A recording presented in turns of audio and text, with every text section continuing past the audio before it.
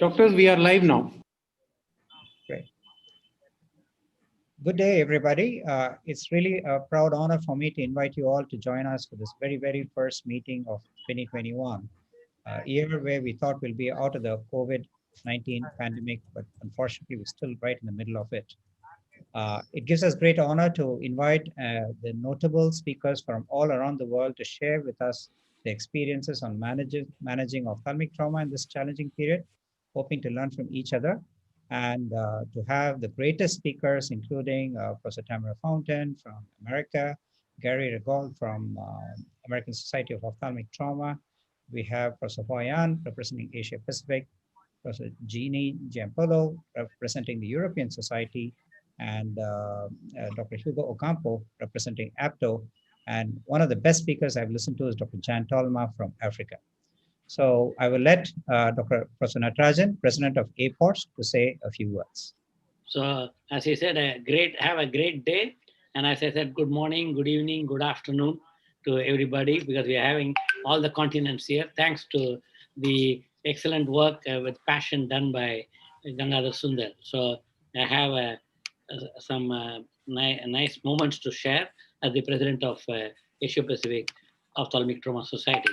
And I'm glad that he introduced the word ophthalmic, and that's the reason we're all together. So the word ophthalmic is there, and I think it's only in the Asia Pacific Ophthalmic Trauma Society. I don't know about ASOTS, American Society of, I think it's Ocular Trauma, I think. Even India is a Ocular Trauma Society of India, which we celebrated this year, 25 years. So I wanted to tell, as a child, I was assisting my dad. I know it is not a child labor, but I did it with love. Late Professor Dr. N. Sundaram during his OPD, and I helped him by holding a torch while he examining the patients to remove the corneal foreign bodies, because there were about hundreds of, not 100, maybe 10 to 20 a day was happening. And this is how I got my passion. I used to ask him, why not we prevent this trauma as a kid?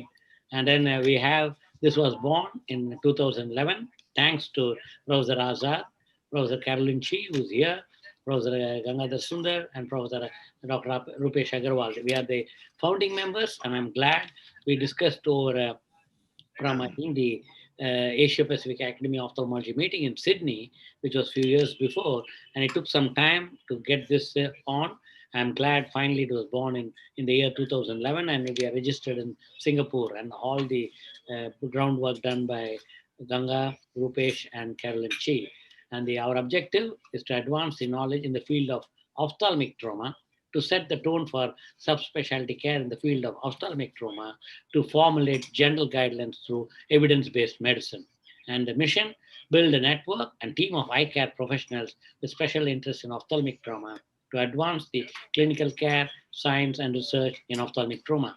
And we have this as our APOTS council member. I'm proud to say we have Dr. Rajvardhan Azad, that's President Emeritus, who was the founding president, and myself as president now, Tuan, Vice President, Rupesh Agarwal, Secretary General, Carolyn Chi, Treasurer. We have a very young Carolyn Chi here, even now she's young. And then we have Gangadhar Sundar, Lingam Gopal, the councillor at large. We have Dr. A.K. Grover, Dr. Andreas, Dr. Annette Hoskin, Mehul Shah, Mohan Rajan, Kakan from Pakistan, Manish Papai, and Kendrick Shea, the Joint Secretary.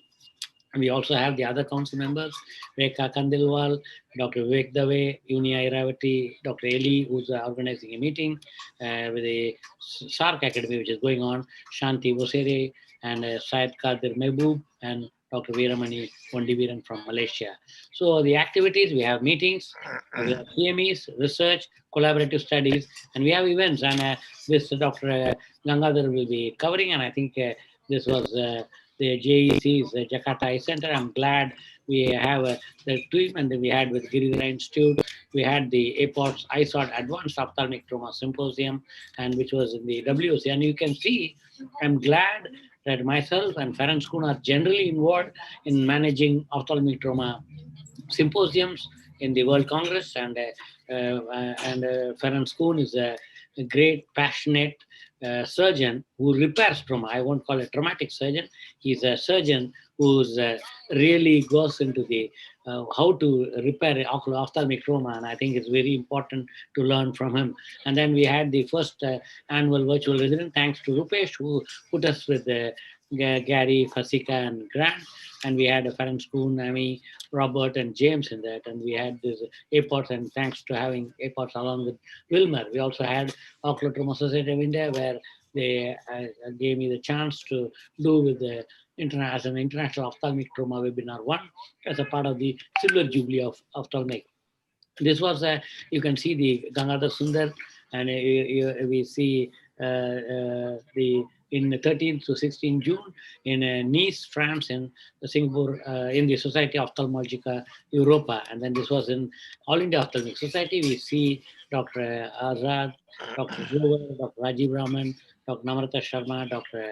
Purendra Besan. And this is in the APOTS at AAO.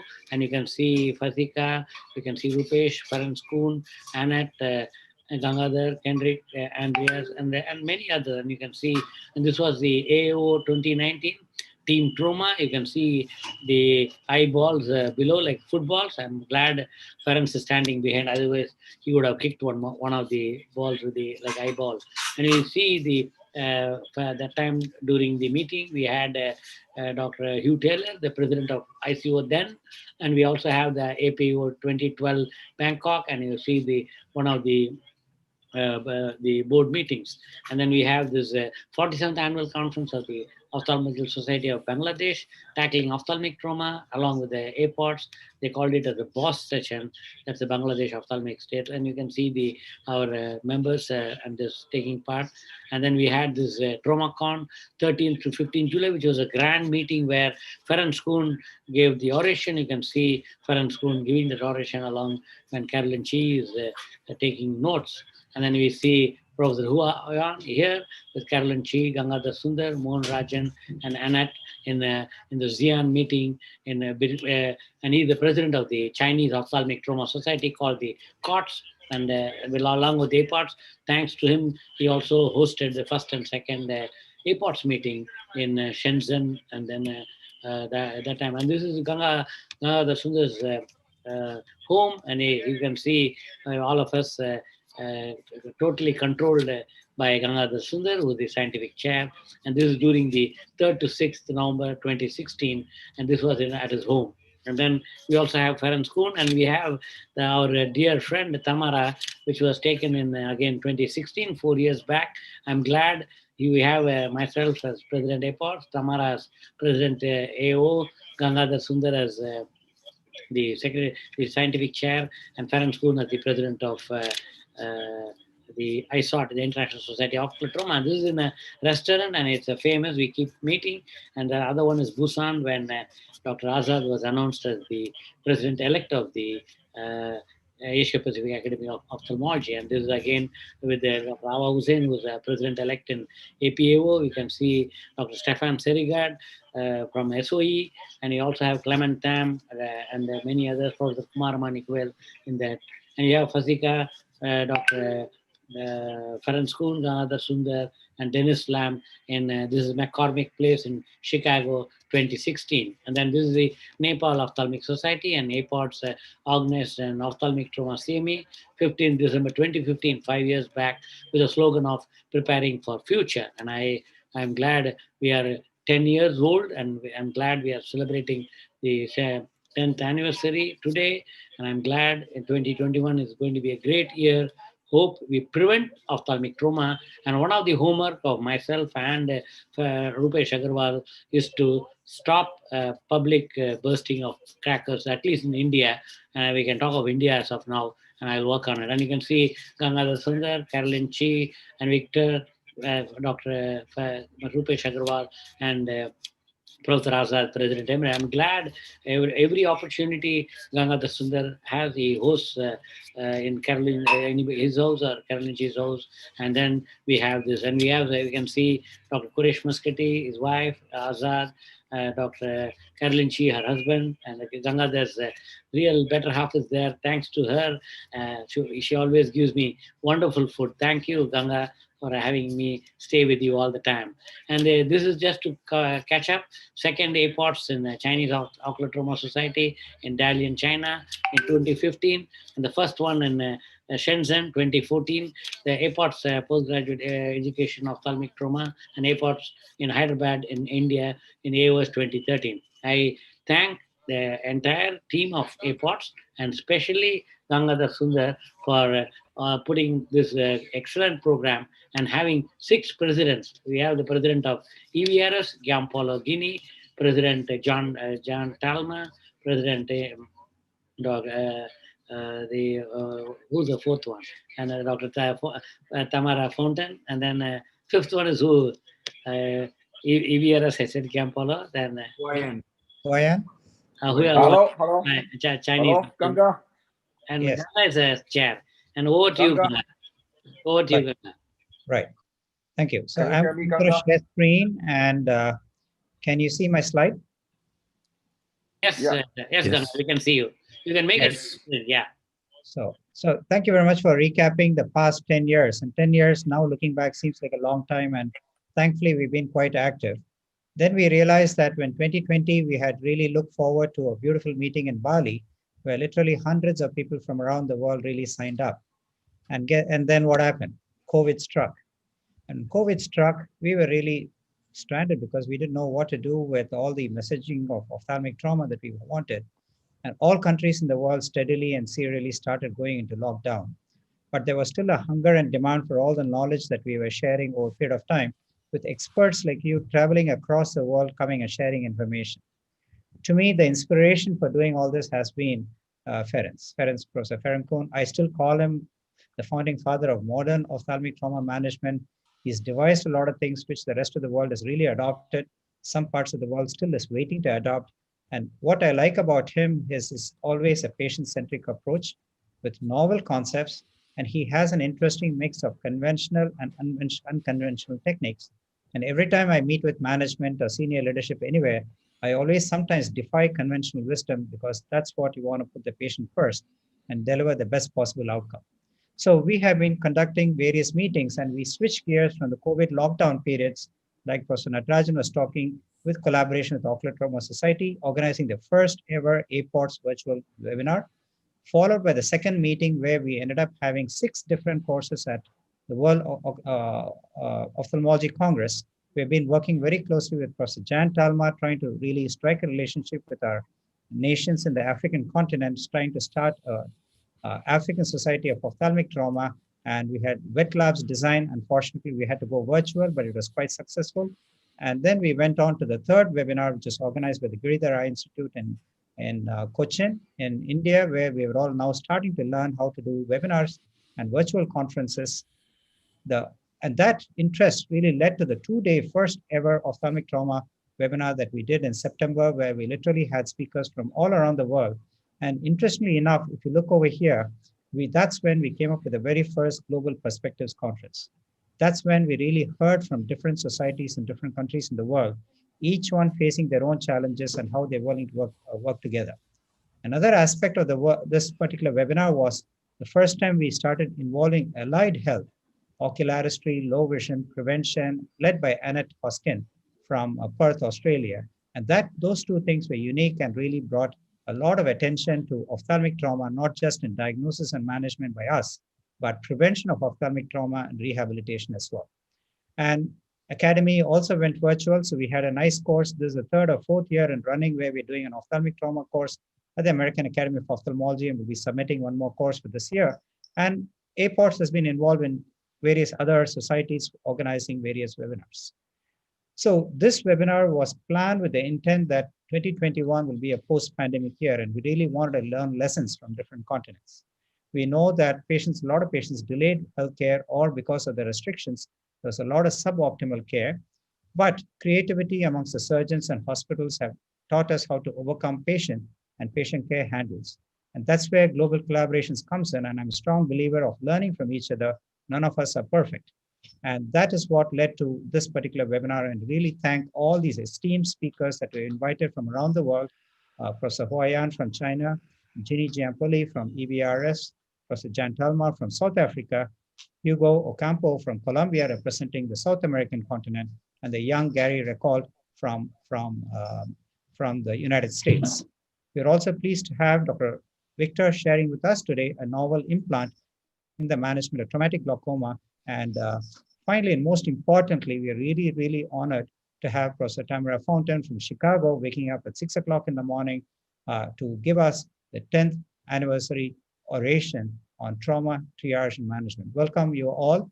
And I'd like to say a big thank to our sponsor, AOI, and the Paul Glaucoma implant, which has been revolutionizing everything. Finally, we're going to end up with a little discussion by Professor Ferenc Cohen and Jose Dolma, Kendrick, and Rupesh Agarwal. Dr. Azad is unable to be here, but I welcome you all to this webinar. Thank you very much. With this, I'd like to invite Professor Huayan to give the first talk on ophthalmic trauma, the Chinese and Asia Pacific perspective, with introduction by Dr. Rupesh Agarwal. Thank you, Professor Ganga. And it's my honor today to introduce my dear mentor, and if I can call him my friend as well, who has taught me a lot, and he never leave any opportunity to teach. And even in this conference, when he was very busy in Tianjin, he was teaching me, giving some of his skills. Before you can see Dr. Mohan Rajan and none other than Dr. Ganga standing beside him at this meeting. And we really very fondly remember this meeting in China. And this is the picture already shared by Professor Natarajan, where we have Caroline Chi and Annette Hoskin and Dr. Ganga with Professor Huayan. So he is the really, in sense, as we are talking about the 5 continents here. So the first continent to go, and can I have his video, please, Andres? Sure. Thank you. The first speaker to go today is from the Asian continent. Before it will be, the next one will be the European continent. But let's hear from our Asian continent, who is the president of Tianjin Medical University. Again, very well accomplished in the field of ophthalmic trauma, does not need any introduction. If we call Professor Ferenc Cohen as the father of modern ophthalmic trauma management, I think Professor Huayan and Dr. Natarajan, they themselves have taken the ophthalmic trauma management in Asia to a different level, and he has well published numerous books on ocular trauma and numerous publications, and those are countless, and is really very much committed, and one of the rare people who is so much committed to the management and the care of ophthalmic trauma. He is the president of Chinese Ocular Trauma Society, as already shared by Dr. Ganga and Dr. Natarajan. And he's been vice president of Asia Ophthalmic Trauma Society, Asia Pacific Ophthalmic Trauma Society from the very beginning, and been the guiding force and the mentor for a lot of us and all the residents and all the colleague ophthalmologists in China. Professor Huayan, your video. Thank you so much. Azar, Rupesh, and everybody. Today I'm talking about the challenges in the primary and secondary ophthalmic trauma management in the COVID-19 area. So at the beginning of December in 2019, COVID-19 caused by 2019 novel coronavirus spread rapidly throughout the world. So at the beginning of 2020, the World Health Organization and COVID-19 was a public health emergency of national concern. Can we increase the volume, Andreas? Globally, I think it's just at the end of 2020, no. there have been more than 18 million confirmed cases of COVID-19, and the represented is mapped by a blue color in almost 1.7 million deaths represented by the color in this map reported by the WHO.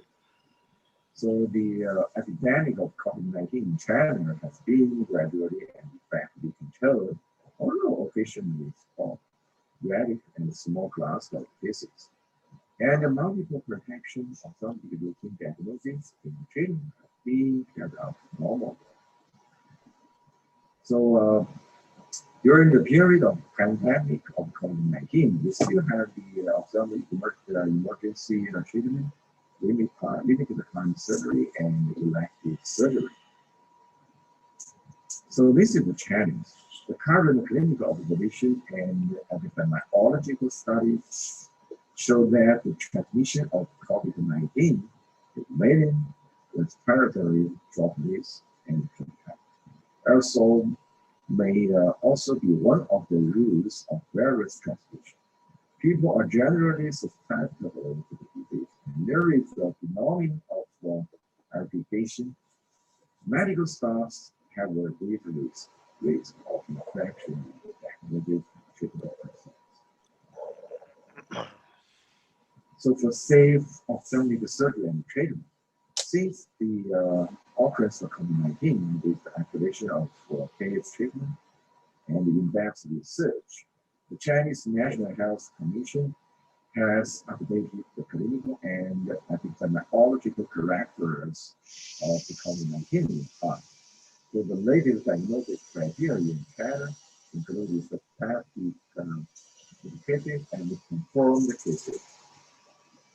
So now I will introduce the outpatient and emergency screening, ophthalmic ward management, pre-operative preparation and intraoperative protection, post-operative management and post-application, so the safe surgery and treatment during the epidemic of COVID-19 in all hospitals.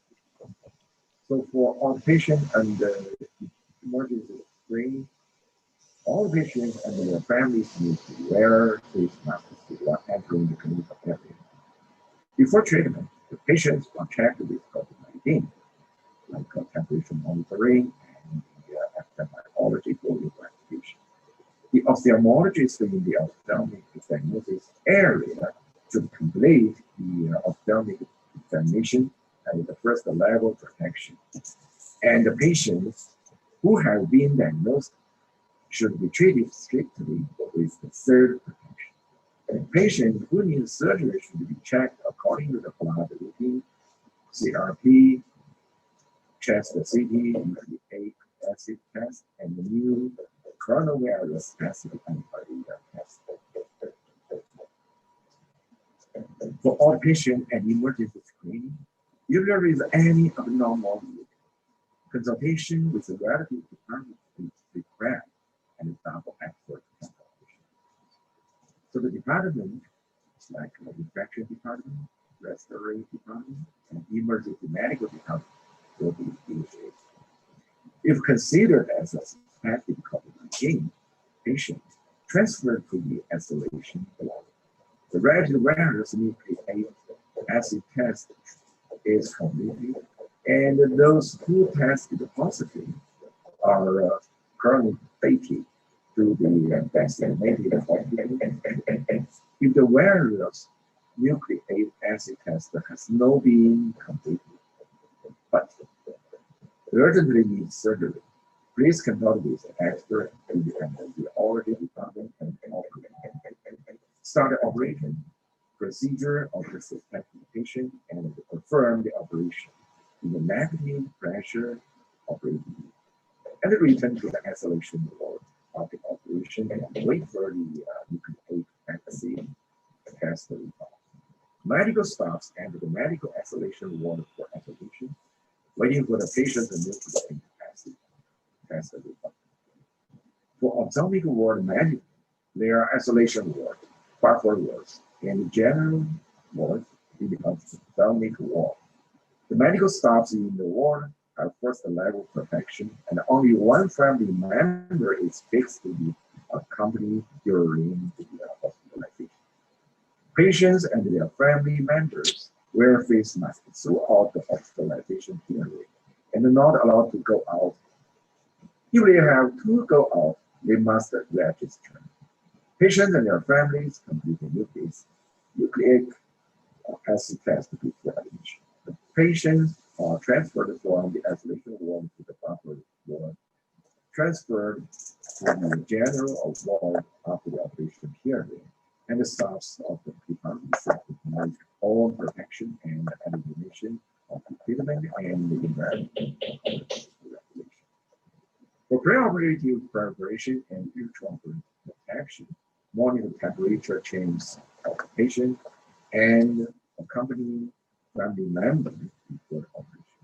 If the patient is excluded from COVID-19, make surgery and local anesthesia in the hospital, and perform the operation in a laminar flow patient operating room. During the operation, the patient wears a face mask to cover the mouth, and post-operative operating room is disinfected according to the requirements of epidemic protection. If general anesthesia is necessary, before the multiple disciplinary consultation, the personnel involved in the operation should strictly adopt secondary level protection and be implemented in negative pressure operating to reduce the media exposure.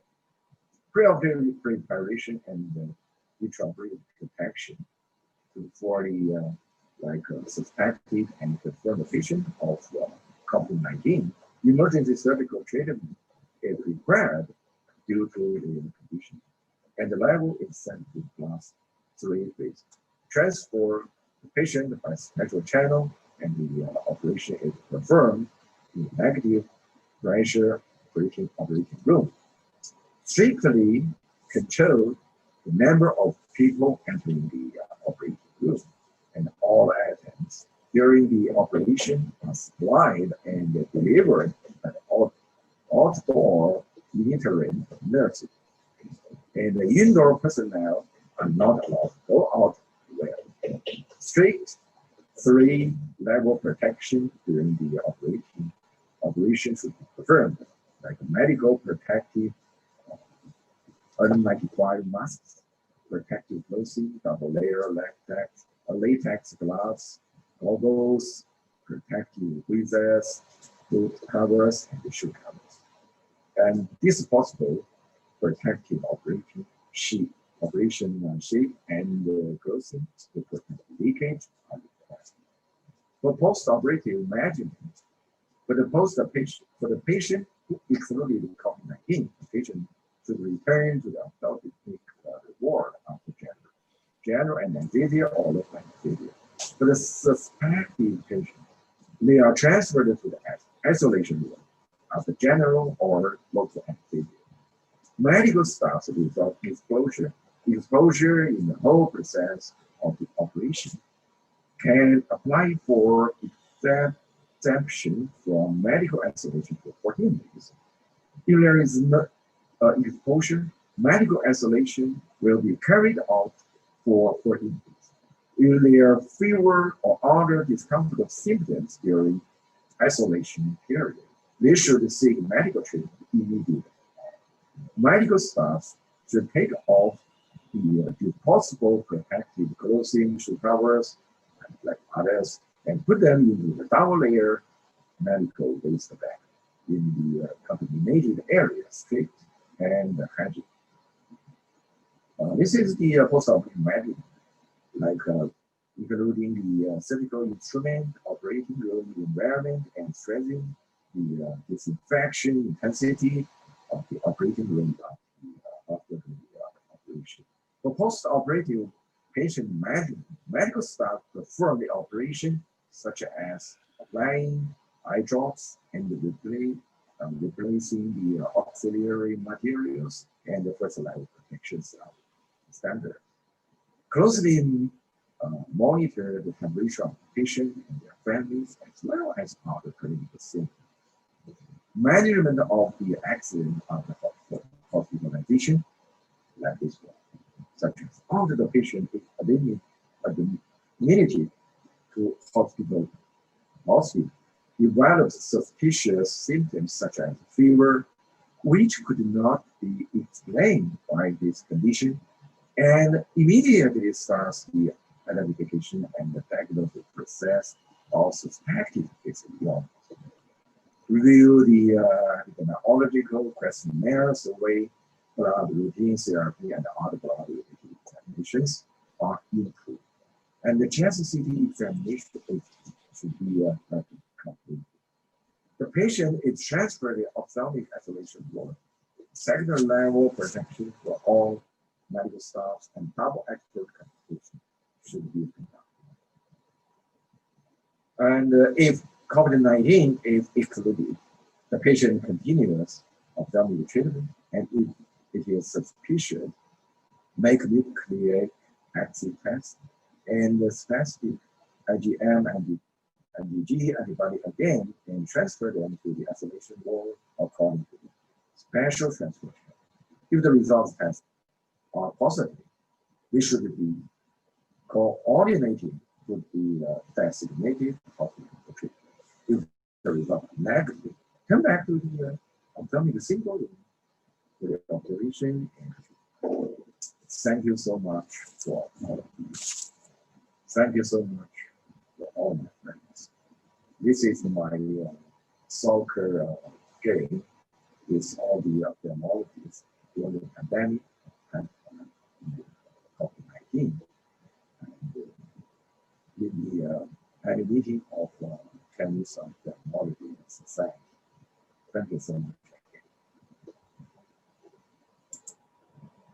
Thank you, Professor Huayan. That is just fantastic. I think you have shown us not just the challenges, but how to really overcome and manage these patients optimally during this challenging period. And we have a lot to learn from you. One of the continents which is really affected right after Wuhan was affected was Europe and Italy, for example. And we still seem to be suffering from COVID crisis with resurgence in the European continent and especially the UK variant. To share the European perspective and the British perspective, we invite Dr. Ginny Giampolo, a good friend from EVRS, to share his experiences on the European perspective. And he will be introduced by Dr. Andres Rosello. Sorry. No, I was in China in December when the COVID was going on, and in January in Singapore with Gangadhar, and in February in Jakarta. And Giampolo is a very old friend and president of the European Vitreoretinal Society. Thank you. As Dr. Natarajan informed, he's also the vitreoretinal consultant at Western Sussex NHS University Trust at Sussex, United Kingdom. He's also a vitreoretinal consultant at San Marco Eye Center in Florence, Italy, the president of the European Vitreoretinal Society, the American Society of Retina Specialists Vice Liaison Officer for Europe, and a board member of the Italian Society of Ophthalmologists. Dr. Giampaolo Gini, the floor is yours. Thank you. Thank you. Thank you very much. And again, a special thanks to the organizing committee. They're all good friends. Some are new friends, some are old friends. And I wish APOTS the very best. I'm very honored to be here today, and I believe that what APOTS is trying to do is leading the way into a new care of ocular trauma, and it should set the example for many other societies throughout the world.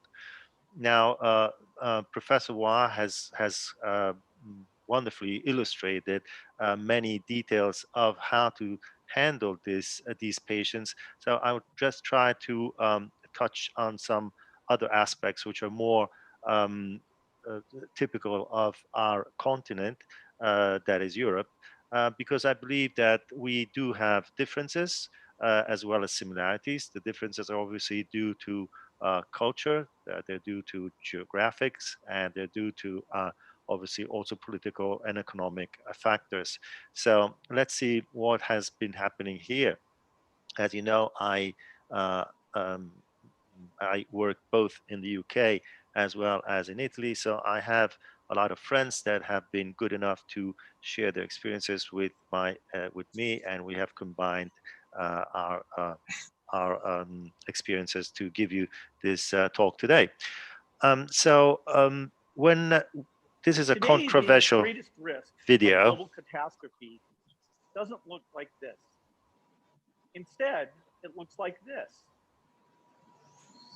If anything kills over 10 million people, Sorry, can you share your screen? It's most likely Yeah, to be sorry. a highly infectious virus rather than. Excuse me, Dr. Gini, you need to share your screen with the green button down below. Oh, forgive me. Don't worry. I thought I had done that.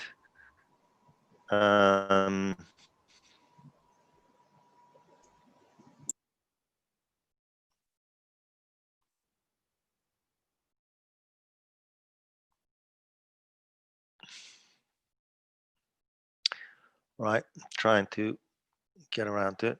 Okay, let's see. Can you see me now?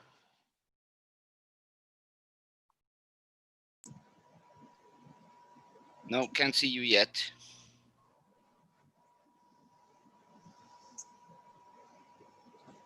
There you go. Can you see it now? Oh, we can see the banner, not the video yet. That's not what we want, is it? So, Professor, what you can do when you go to share screen, first of all, you select on your laptop whatever you want it, and it should be there on your screen, and then go to share screen option, because sometimes it will choose something else. So right now I have shared my screen. No, stop sharing now. First stop sharing and again reshare. So stop now. Okay. And then go to your desktop, whatever your presentation is or whatever video is that.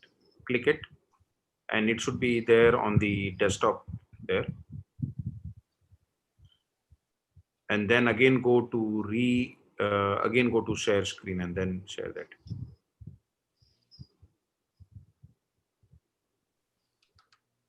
If you want to work in the background, we can move on to the next presentation and then we can come back to this. It probably is best to do that. I don't want to take up anybody's time. So shall we do that? Maybe if you hit the green button over there, it will go full screen. Top left of the video, click the green circle, and then play or reproducir. It says that it says that I'm sharing, but it doesn't seem to be. Don't worry. There you go. There you go. Perfect. Can you see it? Now, yep. Now you can. Full screen. Okay. Is that it? We got That's it? Operational? Good.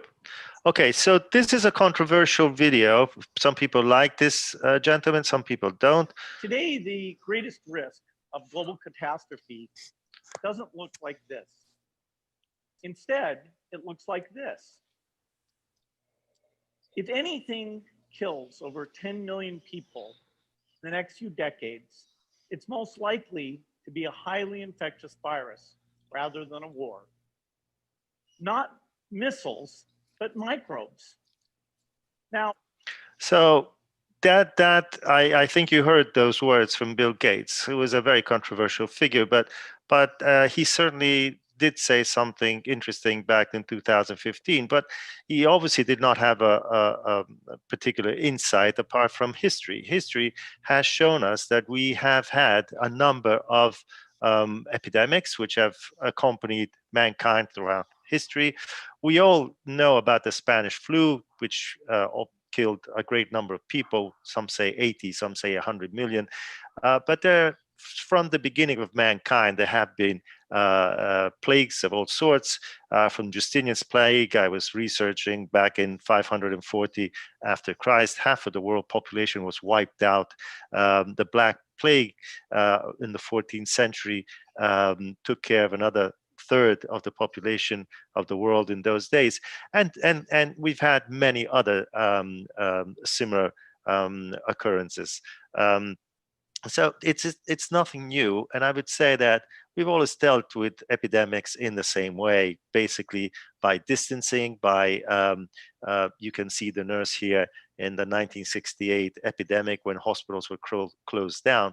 So I think that we have seen this happen before. Now, the World Health Organization was actually preparing for such an event, and it pointed out as the number of epidemics was growing throughout the world, how the world should prepare and more coordinated efforts should be made for state agencies to share data, prepare for an epidemic. unfortunately, this has not happened. And when the COVID virus hit in early 2020, the world was simply not prepared.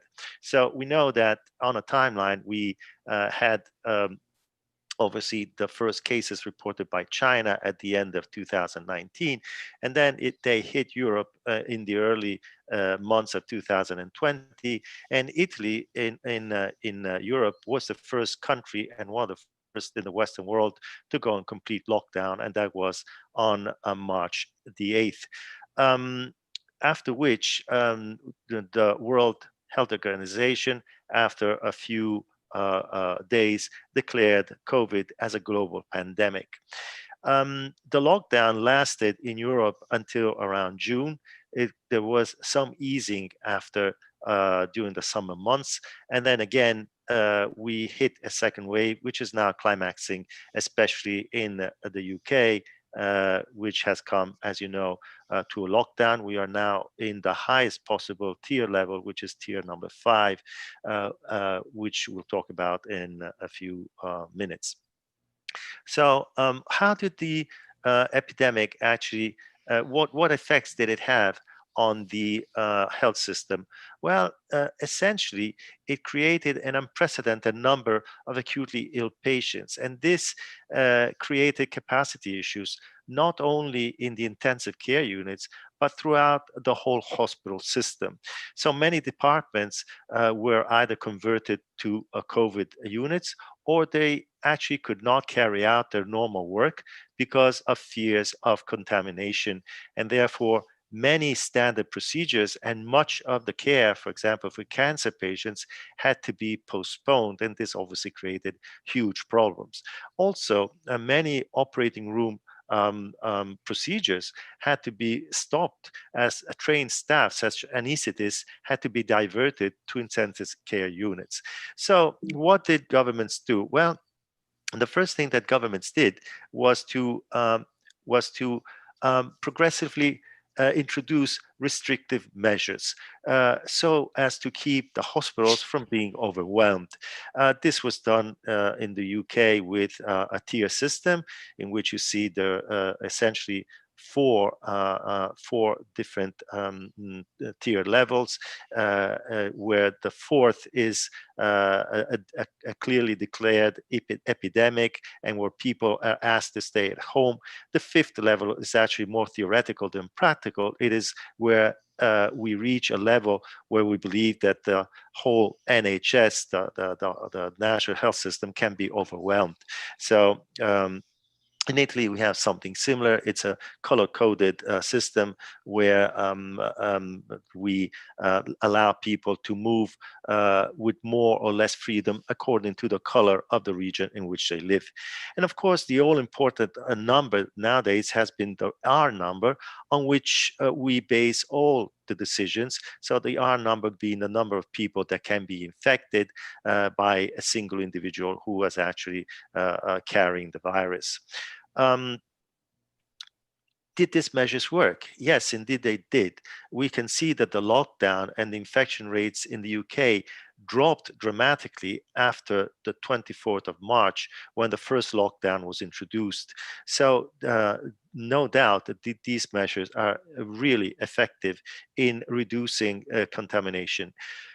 But what effects did they have? Obviously, they had, as we would say, side effects. They had a profound impact on many, many aspects of life. And these went from the economy, which has suffered very heavily, to society and social behavior and problems related to that. But also the medical practice was obviously very, very highly affected by this lockdown. So specifically, when we talk about ocular trauma, it comes to my mind how lockdown and how these restrictions have affected it. And I would put it down in essentially in four main categories. One, as Professor Hua pointed out, the delay in patient treatment. Two, the different injury pattern which we now have experienced, and someone was just talking about this before we started this meeting.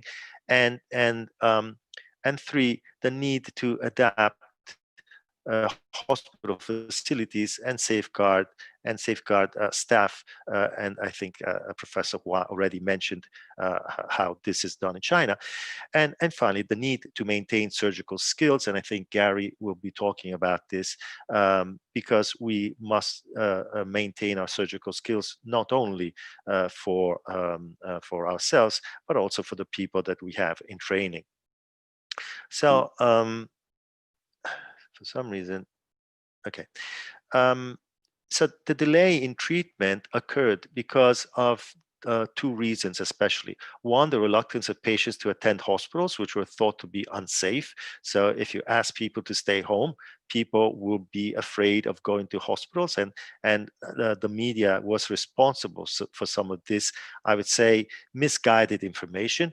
And then the rerouting of patients due to hospital capacity issues, which made accident and emergency departments dysfunctional, so that they could no longer treat minor traumas because they had eye traumas, because they had more important issues to deal with, or limited access to general anesthetic for severe cases, so that these patients could not be treated at the first hospital they were referred to, but had to be moved on to tertiary treatment centers.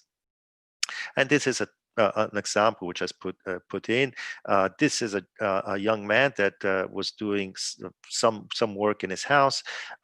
He felt his eye being hit by something, didn't know what. As it turned out, it was a corneal perforating injury with this retained foreign body, which was detected only at the end of lockdown, so after several months. And you can think, obviously, of the risk which is involved with this, with the possibility of endophthalmitis, the possibility of siderosis, and all the different things that you know as well as I do. So why did this patient not come to A&E? He was afraid, obviously, to attend hospital. Looking ahead, because this is the title of my talk today, looking ahead, what can we do to avoid delay in treatment? Well, we can improve communication with the public. So the media should make it clear that that delaying the treatment in ocular trauma can have devastating results. And so people should be invited to attend hospitals, because we have learned our lessons in these past few months, and we have tried to make hospitals as safe as possible. Also, this can be done through school children. School children are always very receptive. They also influence their parents very much. And even with remote teaching, as we have now, because you know that our schools are closed, this message can be introduced to the children, and they will pass it on to their parents. More on this in a second. And then we can improve the coordination with primary care providers. These are the GPs, so family doctors, out-of-hours services, 111 in the UK, 118 in Italy, and so forth.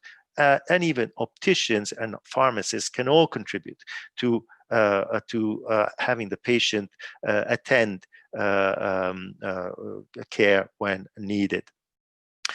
Also, we can approach this by providing safer environmental conditions, which will make the patient safer and more at ease. So ideally, we should have independent, completely dedicated green ophthalmic structures. Now on the left is Western Sussex, where I work, and this is a completely dedicated ophthalmic hospital in line with the protocol, with the manifesto of the Royal College of Ophthalmologists, which calls for more independent centers even before the epidemic broke out, so that more specifically orientated ophthalmic services can be provided to an aging population.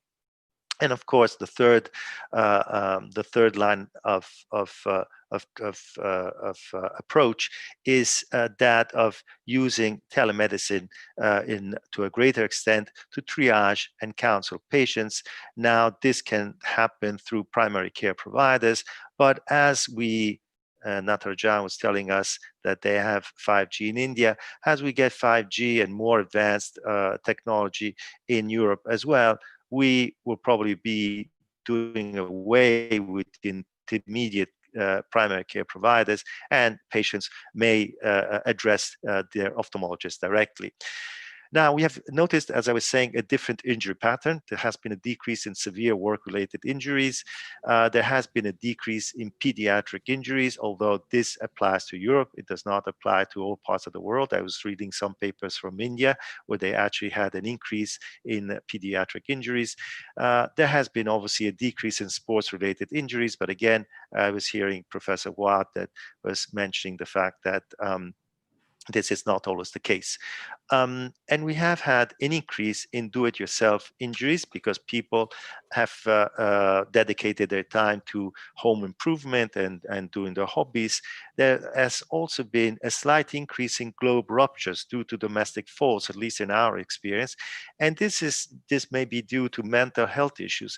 People are tired, exhausted of being in the house all day, especially people living in apartments. I think they lose concentration, they lose a lack interest in everyday activities, they become careless. And interestingly enough, there has been an increase of about 25% in domestic violence throughout Europe. This applies to every country in Europe. The numbers are very similar. And you know, when you're living with somebody all day in close quarters, things can get pretty tight, and probably this results in something like this. Because of coronavirus, you are going to be quarantined, but you have a choice. Do you A, quarantine with your wife and child, or B? Yes, I totally share this view.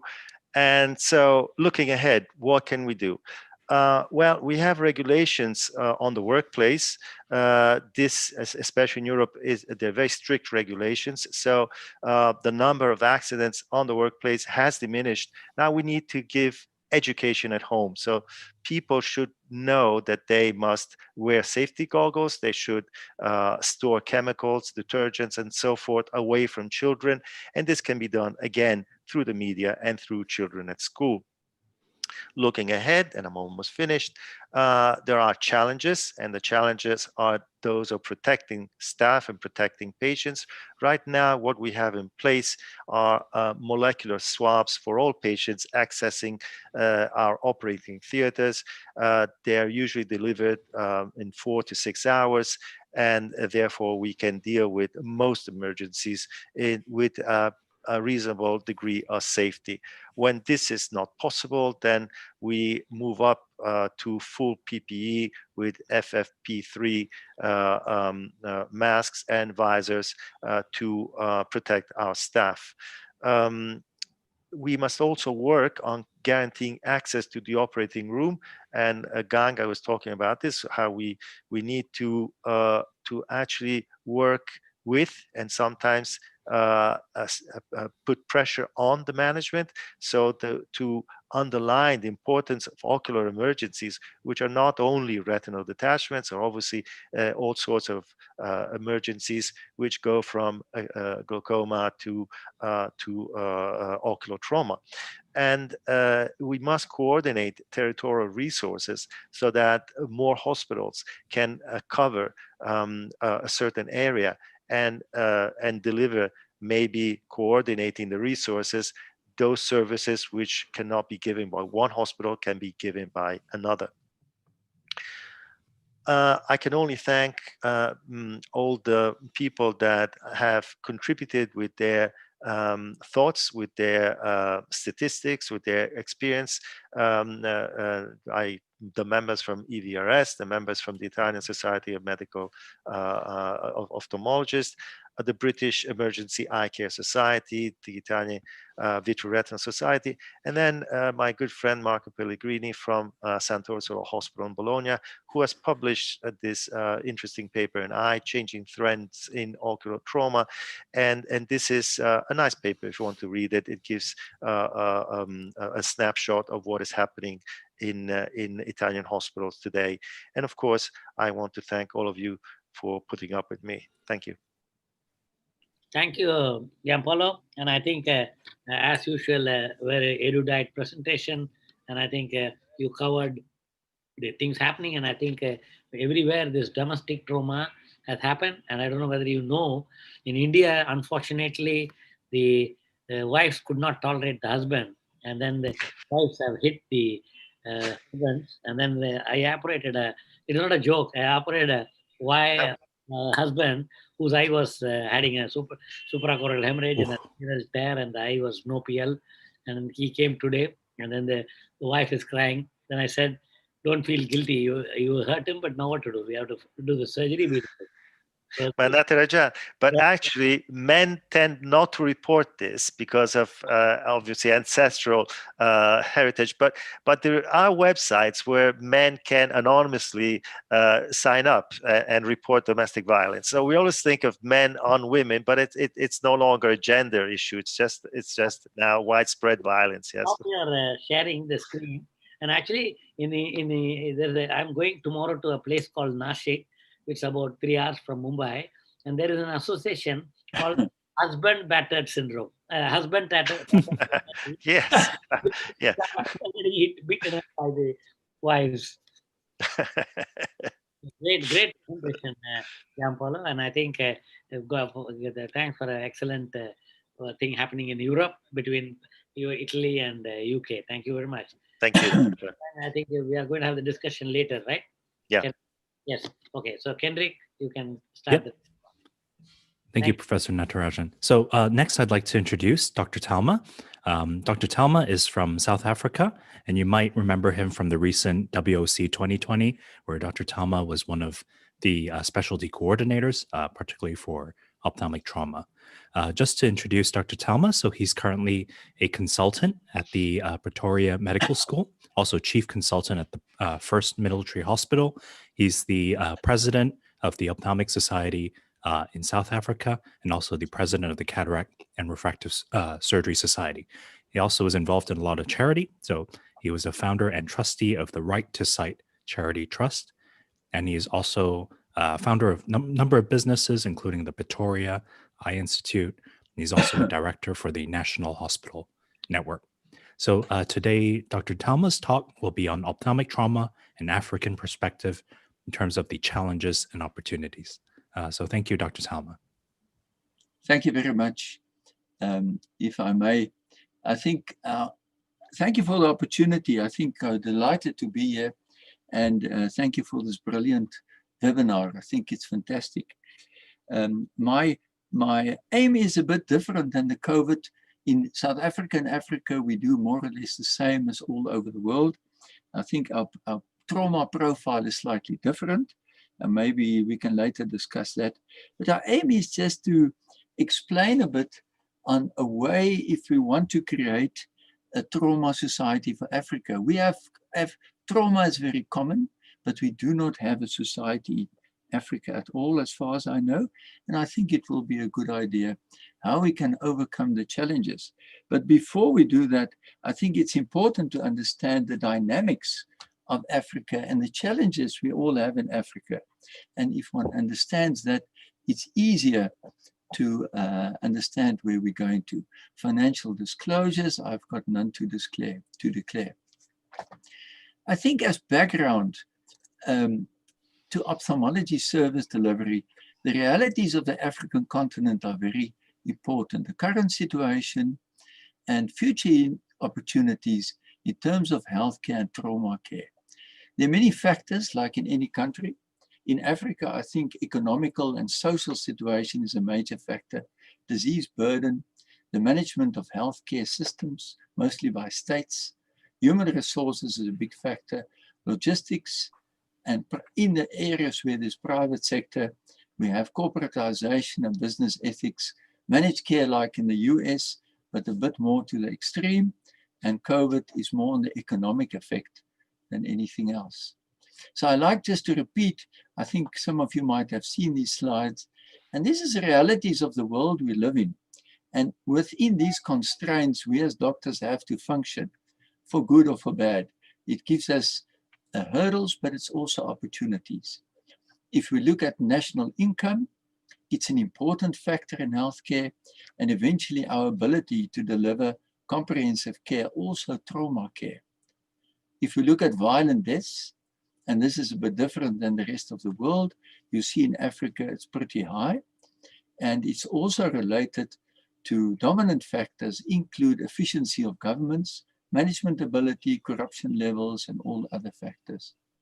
Accidental deaths are slightly less, and they're a bit more in the area of India and China, according to the World Mapper. And if we look at all injury-related deaths, we see the indications are also more to Asia than in Africa as such. But let's look at incidence of trauma cases. We have two structures in Africa. Most countries, you have the state sector, the public sector with a mass of people, and a selective smaller private sector. In the state sector, 2.2% of new cases, 6% of outpatient clinics is trauma. So it's part of daily life.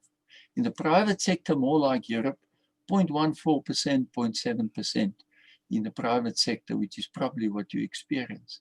Major injuries are very common, and this is managed from registrar level later on. But why do we need to look differently at trauma? Personally, I see this a patient I saw waiting time before surgery 2 weeks. And this is not because of COVID, this was just before COVID. And this is the type of dilemmas we have in our world where we're coming from. Blinding disease, this is more to glaucoma, cataract, and diabetes. But a big part of the dilemma is physicians working. And that's in general physicians working. And this from the British Journal of Ophthalmology, ophthalmologists in the world. And you see in Africa, we have at the lower end a very low number of ophthalmologists per million of the population. In the upper part, northern side of Africa, the stats, and Asia, it looks much better. So that is the realities within which we work. Average worldwide, 31 ophthalmologists per million. Sub-Saharan Africa, we work on 2.8 million in English-speaking countries. French countries, 2.2 per million. Portuguese, 1.2 ophthalmologists per million. Worldwide, we know there are 14 countries with less than 1 ophthalmologist per million, 31 countries 1 and 3, and only 13 countries more than 100 per million. So 100-fold difference. And I think that's a challenge we have to live with. Population of Africa is 1.3 billion. There's guesstimates it might double in 30 years' time. And once again, we see the populations in some countries where we have pretty low number of ophthalmologists per million on the population. In our country, we have 6.3, Botswana 5.4, but the larger numbers are in private sector and less working in the state. But this sounds all doom and gloom, but in exchange, we have excellent surgical skills. If we see someone to start his residence and he hasn't done 100 or 200 cataract operations before he starts even his training, he won't be taken very serious. And during the training, practical surgery is done on a daily basis. So the scope is that anterior posterior segment surgical skills are trained to registrar. And when they complete their residency, they're pretty competent in it. And so trauma is managed usually by people who do the whole full spectrum of trauma. Anterior, posterior, even orbital trauma can be done often in one sitting. And this is the advantage and the luck we have on our side. For APOTS and other societies to talk to Africa is often difficult. There are societies in each country, which wasn't the case long ago. Under the ICO leadership, there's been 2 big groupings, the African Ophthalmology Council, which represents Sub-Saharan Africa, East, West, Central, Southern Africa. And then there's MIACO, North Africa, Middle East, Turkey, and even Iran. And these are 2 very well organized organizations, and that can be used as a vehicle to implement, as our chairman has said, what they want to do in future. But quickly, let's get back to basics again. In Africa, we must realize there are a lot of various healthcare models, but in essence, it's all the same. We have a state system and often a partly private sector. If we look in South Africa, we see 45 million government sector, 10 million private sector, 5 million both. The state sector is a combination of first, second, and third world level, private, first world sectors. And in general, we see the facilities, not necessarily the staffing, but the facilities are excellent in both sectors all over. And infrastructure and equipment is surprisingly good, even in remotest parts of Africa. And that's always a surprise when one visits these areas. In the private sector, doctors are available 24/7, surgical skills are excellent. State sector, pretty good, but the burden is massive. Cataract backlog, there's arguments on the level, but maybe 160,000 just in our country. Private sector, all the bells and whistles you can dream of, you can do what you like, and there is massive infrastructure and skills available. And neighboring Lesotho, even 3 operating beds in 1 theater works well, excellent work done by highly skilled surgeons in those areas. Anesthetics, usually not a problem. Anesthetic nurses are not common, and ophthalmologists often do local anesthetics. And then if we look just to highlight the contrast in our continent, and that's where we must think about. If we see the blue line, it's a bit confusing slide, but we see our private sector being rated by Monitor Studies as number 4 or 5 in the world in terms of access, cost, and quality. But the total of our country is pretty low because of the public sector where there's major problems. So if we look, that's why it's not surprising to see that the first lens was implanted, LASIK research done, first heart transplant in South Africa. But the moral of the story is, what do we do? What do we as professionals do for Africa? And that's my plea.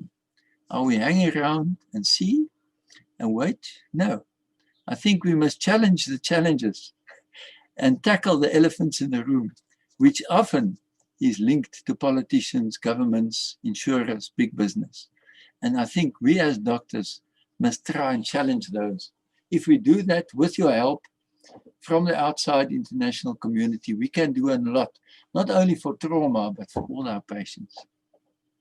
And in summary, for the whole of Africa, we have dual systems all over the place, mostly.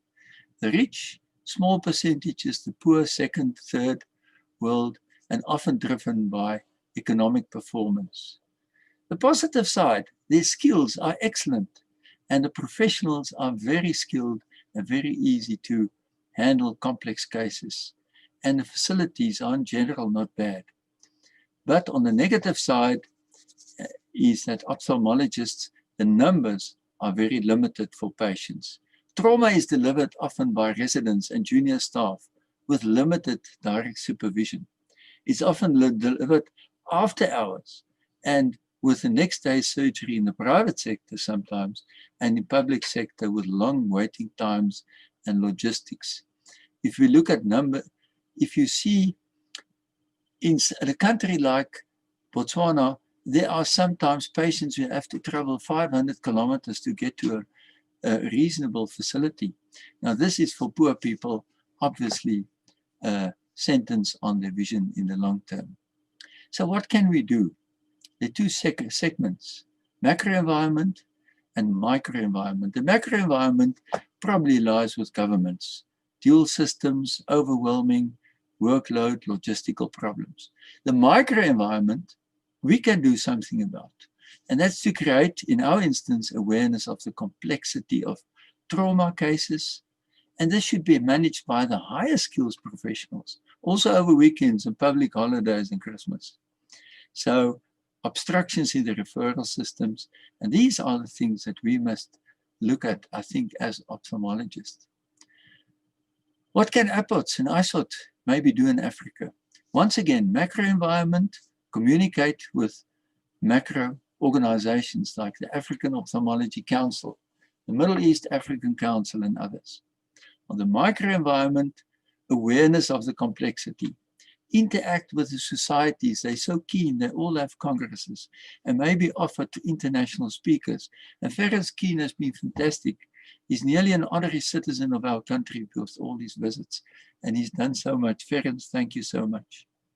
And I think being involved in training at universities, and then let's start and create special interest societies, special interest groups. And I think that is maybe a way forward for the international community to help trauma in Africa, which is a major factor. And once again, these two organizations. So, Chair, I hope this gives you a very quick overview of what happens in Africa. There are societies in each country, and doctors are very keen, but maybe need some help and advice that you can offer us. Thank you very much. Thank you very much, Dr. Talma. I'm always enlightened when I listen to you and really sharing the challenges, the successes that you faced. And I now know that South Africa is going through its own challenge now with the same COVID virus. And you were relating earlier on to alcohol playing a role, men playing a role, which is a common risk factor for trauma all around the world. And it'll be good to hear in the panel discussion, what are the things you've done to overcome some of these challenges. Thank you very much, Dr. Talma. Pleasure. Thank you very much. Can I make Thank you, Dr. Talma. Yes. No, yesterday I saw a patient from Botswana in my clinic, and I told him, why not we start teleophthalmology, where I think there are optometrists more than the very few ophthalmologists in Botswana. So something like that, I think we can think. Maybe we'll discuss that in the panel. Yes. Right. Pleasure. So it's my honor now to introduce my good friend, Dr. Hugo Ocampo from Colombia, South America. We have not met physically, but we've interacted. We've done some talks for their ocular trauma series that he's been doing. And he and his team have taken the series of doing monthly education or weekly education over several months to really cover various aspects of ophthalmic trauma, involving speakers both from the South American continent and the rest of the world. And to introduce Dr. Hugo Ocampo, I have Professor Caroline Chi, our treasurer of APOTS, to say a few words. Thank you, Danga. It's my great honor to introduce Professor Hugo Ocampo. Caroline, we can't hear you. Can you hear me now? Can you hear me? Yeah, loud and clear. Okay.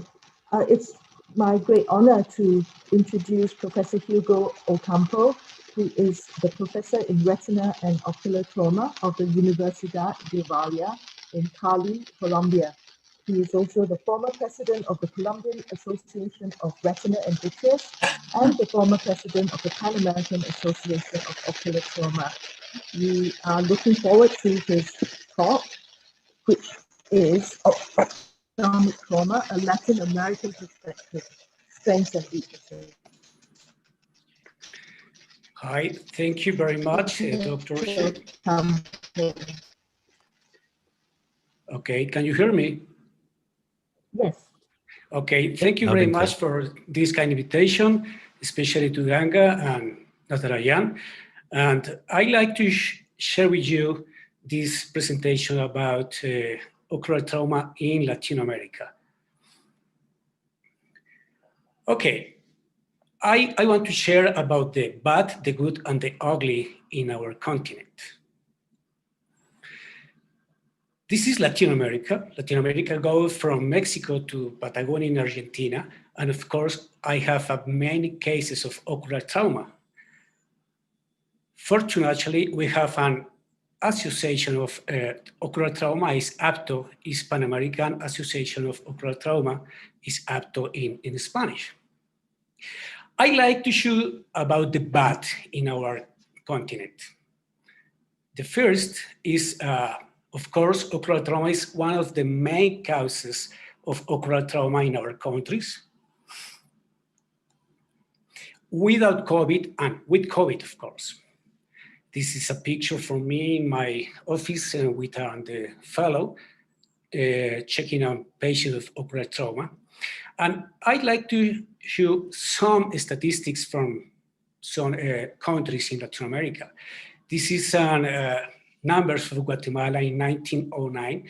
You can see in 1 year, 5,433 patients is main, almost 15 patients per day with ocular trauma before COVID.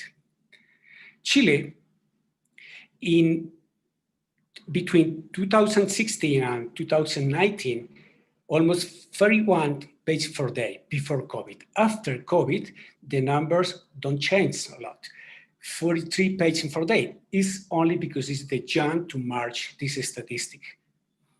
In Colombia, here, before COVID, we have in this almost 1,000 patients, and the maybe 60% of legal blindness. And after COVID, here in Colombia, this is the register and our hospital in the Bay University. In 9 months, we have, February to October, maybe 1.1 case per day. In the statistics, the same, the majority is for male, and almost 20% is penetrating trauma in this moment, in 2020.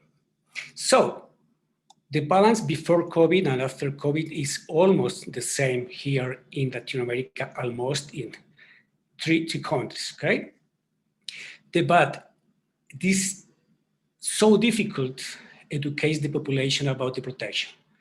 This is a few numbers about the register of Latin America trauma, and you can see that 100% of the patients with ocular trauma don't use any protection in the moment of the trauma. We know the education is the most important part maybe in the management of many diseases, even in ocular trauma. What is the good things with us? I talk about the APTO. APTO is a child of Pepe Dalman. This is some of the people that work in ocular trauma in different countries, Chile, Guatemala, Ecuador, Peru, Argentina, Colombia, and of course, Mexico with Pepe Dalman.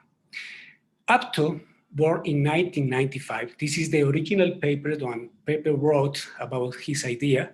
And in this moment, we have 1, 2, 3, 4, 5, 6, 7, 9 presidents, and the next president will be Carlos Juan from Peru in this year, 2021. APTO has a mission is to educate the people in all continent. And the good is that we have the same ideas in ocular trauma management that Ferenc could teach for us. This is a very old picture, maybe 10 years ago. I was here, is Pepe, is Ferenc, maybe in American Academy of Ophthalmology. And the idea is to transmit the patient for the ocular trauma. This is Felipe Morera from Chile, and she is Dr. Wendy Reyes from Guatemala. The idea is to could transmit the patient, the managed trauma, about the ISOT ideas, up to could these ideas and transmit the same message. 2008, I made the first international ocular trauma in Cali, Colombia with Pepe and Ferenc. And Felipe Morera is one of the most enthusiastic doctors in this moment in Latin America in the ocular trauma field. Felipe made the first Latin American meeting in ocular trauma in Chile in July the last year. But after COVID go all the world. But again, Felipe Morera organized a beautiful online meeting, was pole to pole, the Polo Apollo, in June the last year. And again, we could to show, to teach of many people around the world with the magic of internet, the ocular trauma management. This is the picture of the all people that work in ocular trauma. And recently, we organized a beautiful ocular trauma course. The idea was made maybe 100, 200 people in this ocular trauma, but was a beautiful experience because we count shared to 20 countries, 21 countries and 37 speakers around the world. And we made this course every Saturday at the morning Colombian time for 3 months. We could have in average 5,000 people, even 8,000 people on Saturday in this ocular trauma course. So we created an application for ocular trauma management. This application has the OTS app.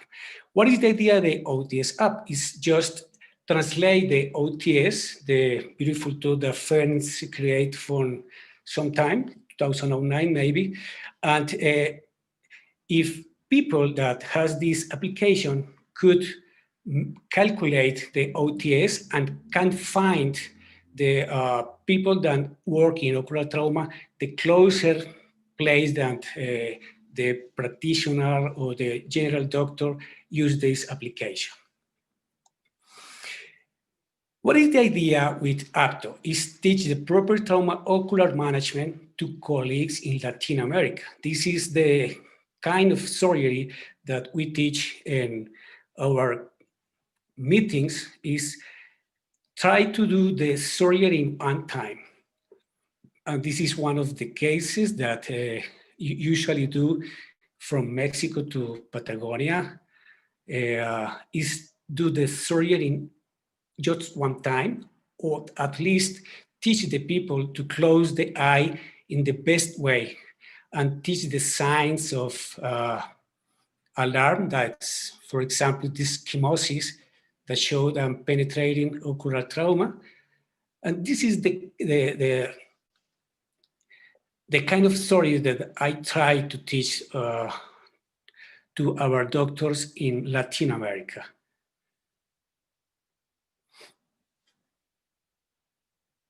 Okay. What is the ugly? Of course, I know that we have extensive experience in ocular trauma management in Latin America, but we publish very little, and we don't have the culture to publish so frequently. And moreover, it's so difficult to obtain a budget to investigate in our country because we have another needs, and maybe the possibility of obtaining budgets is very difficult. However, you know that what is published doesn't exist. So we need to try to publish more, but we need more budget to obtain that. However, we have many good things. For example, in Chile, the state Chile covers up 100% of severe trauma in many cases. Guatemala, with Wendy Reyes, create an exclusive clinic for the management of ocular trauma. In this moment for the pandemic, this clinic of ocular trauma is closed, but we hope that maybe reopen. Mexico, Pepe Dalma recently created an eye trauma clinic with the same idea of Wendy in Guatemala. Here in Colombia, in January 15, I mean the next week, we will start the Retina and Ocular Trauma Fellow. It's 18 months of training of ocular trauma. And APTO created recently the PETIT. Who is PETIT? Sorry. PETIT is the Pan American Eye Trauma Investigation Team. We want to work more in publication, in investigation, to share with the rest of the world the kind of management that we offer here in Latin America. So I think that 2020 or 2021 is probably very likely to be the same as 2020 in terms of pandemics. In this year, last year in 2020, we learned to use virtuality as a very good tool. The distance were abolished. And I think that we can work as a single global ocular trauma group with these tools. Okay, this is my family. You see a place called Chia in Colombia, and of course with Max. I want to say thanks again to Ganga, to Natarajan, and all people who thank you very much. Thank you, my friend. I think you're doing a lot of work in South America, and I think every time when I was invited to Bogota somewhere, I got stuck. I hope, I think 2-3 years back also I was invited to Cartagena, and I'm still yet to come. And I think all the invitations are postponed. I don't know when to come. One day I'll come. But I think wonderful. Your petit program looks wonderful. Let me know how we can actively take part with you from this part of the world. And now I invite Gary. So I think Dr. Rupesh will introduce Gary. Thanks, Professor Natarajan. And we'll now move to North America. And we have my dear friend Gary from US, and he represents the US Army, and where I was introduced to him through Grant Justine and my dear friend Marcus Collier. He's working currently at Brooke Army Medical Center, San Antonio, Texas, USA. And very interestingly, he's a residency program director, and that's what we want to hear from him for the SOSTEC ophthalmology. And he's also the president of Society of Military Ophthalmologists, and he's assistant professor at Uniformed Services University. Most importantly, he's a refractive surgeon, but with a lot of passion and a lot of interest in trauma management and particularly teaching the residents. To present to you is Gary. Gary, over to you. Thank you so much. It's an honor to be here, and I thank you guys for your time and letting me speak to you today. So we've talked a lot about different challenges out there, and I just want to emphasize on how to teach people. How do we get through these challenges? And my job is to help our residents. So we're going to talk about resident training in ophthalmic trauma and how do we overcome these challenges in this current era. So thank you very much for your time. These are my views and not those of the Department of the Defense or the Army or the US government. I have no financial disclosures, neither does my spouse. So first of all, thank you for teaching residents. It can be a thankless job at times, but it is very rewarding. So for all those that teach, thank you. I think most of the group, you guys are all professors. Thank you for teaching and taking that time to teach. So just a little bit about my program here in San Antonio, Texas. We're a city of about 2.3 million people. We take care of about half the city's trauma. We're the only level 1 trauma center in the Department of Defense. And so we are here to take care of the trauma of civilians. Even though we're a military place, we take care of a lot of the civilians. So I have 18 residents. I have 20 faculty that all cover trauma and have to be ready to deploy across the world to cover trauma where needed. We also train residents from other residency programs in trauma that are in military programs. And then we train our staff ophthalmologists have to be ready to manage trauma as well. So when someone is called up to deploy somewhere else, they'll often come to our facility to prepare so that they are comfortable with trauma. So if you've seen the news, you've seen lots of challenges in our country. We're not going to focus on these challenges, but let's focus on the challenges of how do we train people. All right. So one of the biggest challenges is finding time. How do we make that time? A lot of our universities and facilities want you out of the op at a certain time. There's a push to get through a number of cases. And so a lot of the ocular trauma cases take a long time. And when you're training, it takes even longer. So how do you make that available for the residents to give them that time to learn? Also in their schedules are very busy.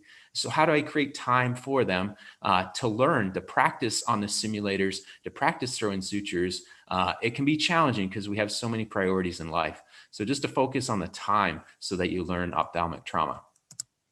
Another challenge a little bit is having patience. Sometimes it's so much easier just to take over and perform the surgery yourself.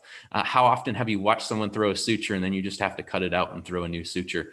I just think back of when I was a resident and my staff let me take time to throw the suture and then they took it out and fixed it, but they were patient with me. So sometimes it's tough when teaching sometimes, but you have to have patience. Everyone learns at different levels. Some people faster than others as they learn. Another challenge is having the experts. How are you keeping up with your skills to teach? We all don't have Dr. Kuhn in our program. In the military, a lot of us spend a few years in the military and then move on to civilian programs. And so we have a hard time keeping some of the senior experts. I remember 6 months out of my training, I was told I was one of the senior cornea guys.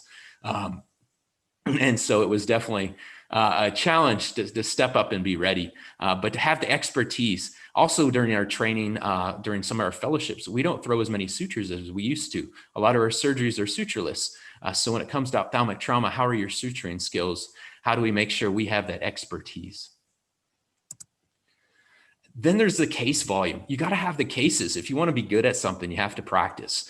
And so in the US, our residency is 3 years, and all you have to get for the globe trauma minimum is 4 cases. So are you the expert after 4 cases of fixing an open globe? Obviously not. You definitely need more practice, but that's what the requirement is from the ACGME.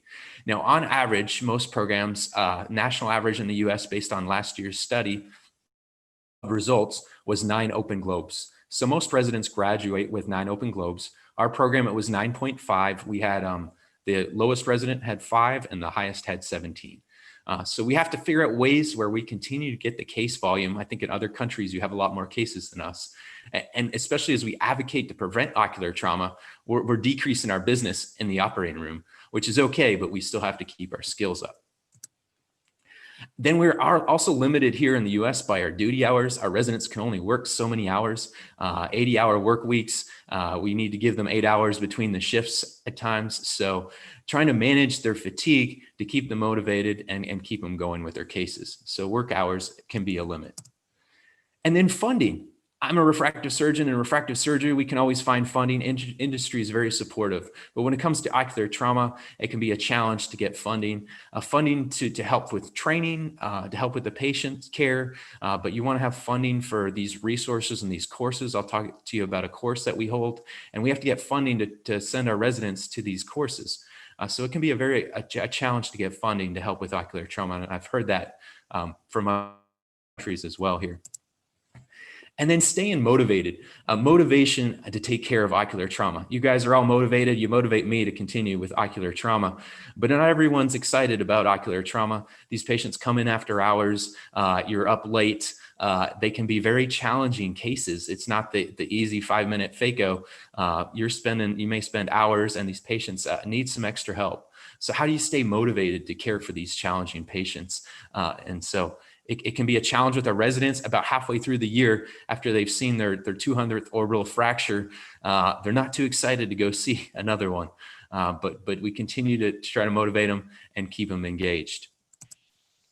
All right, and then with ophthalmic trauma, we have some unique challenges. We have this patient population that's sometimes not always the most compliant. Here in the US is often sometimes uninsured. We may not get reimbursed.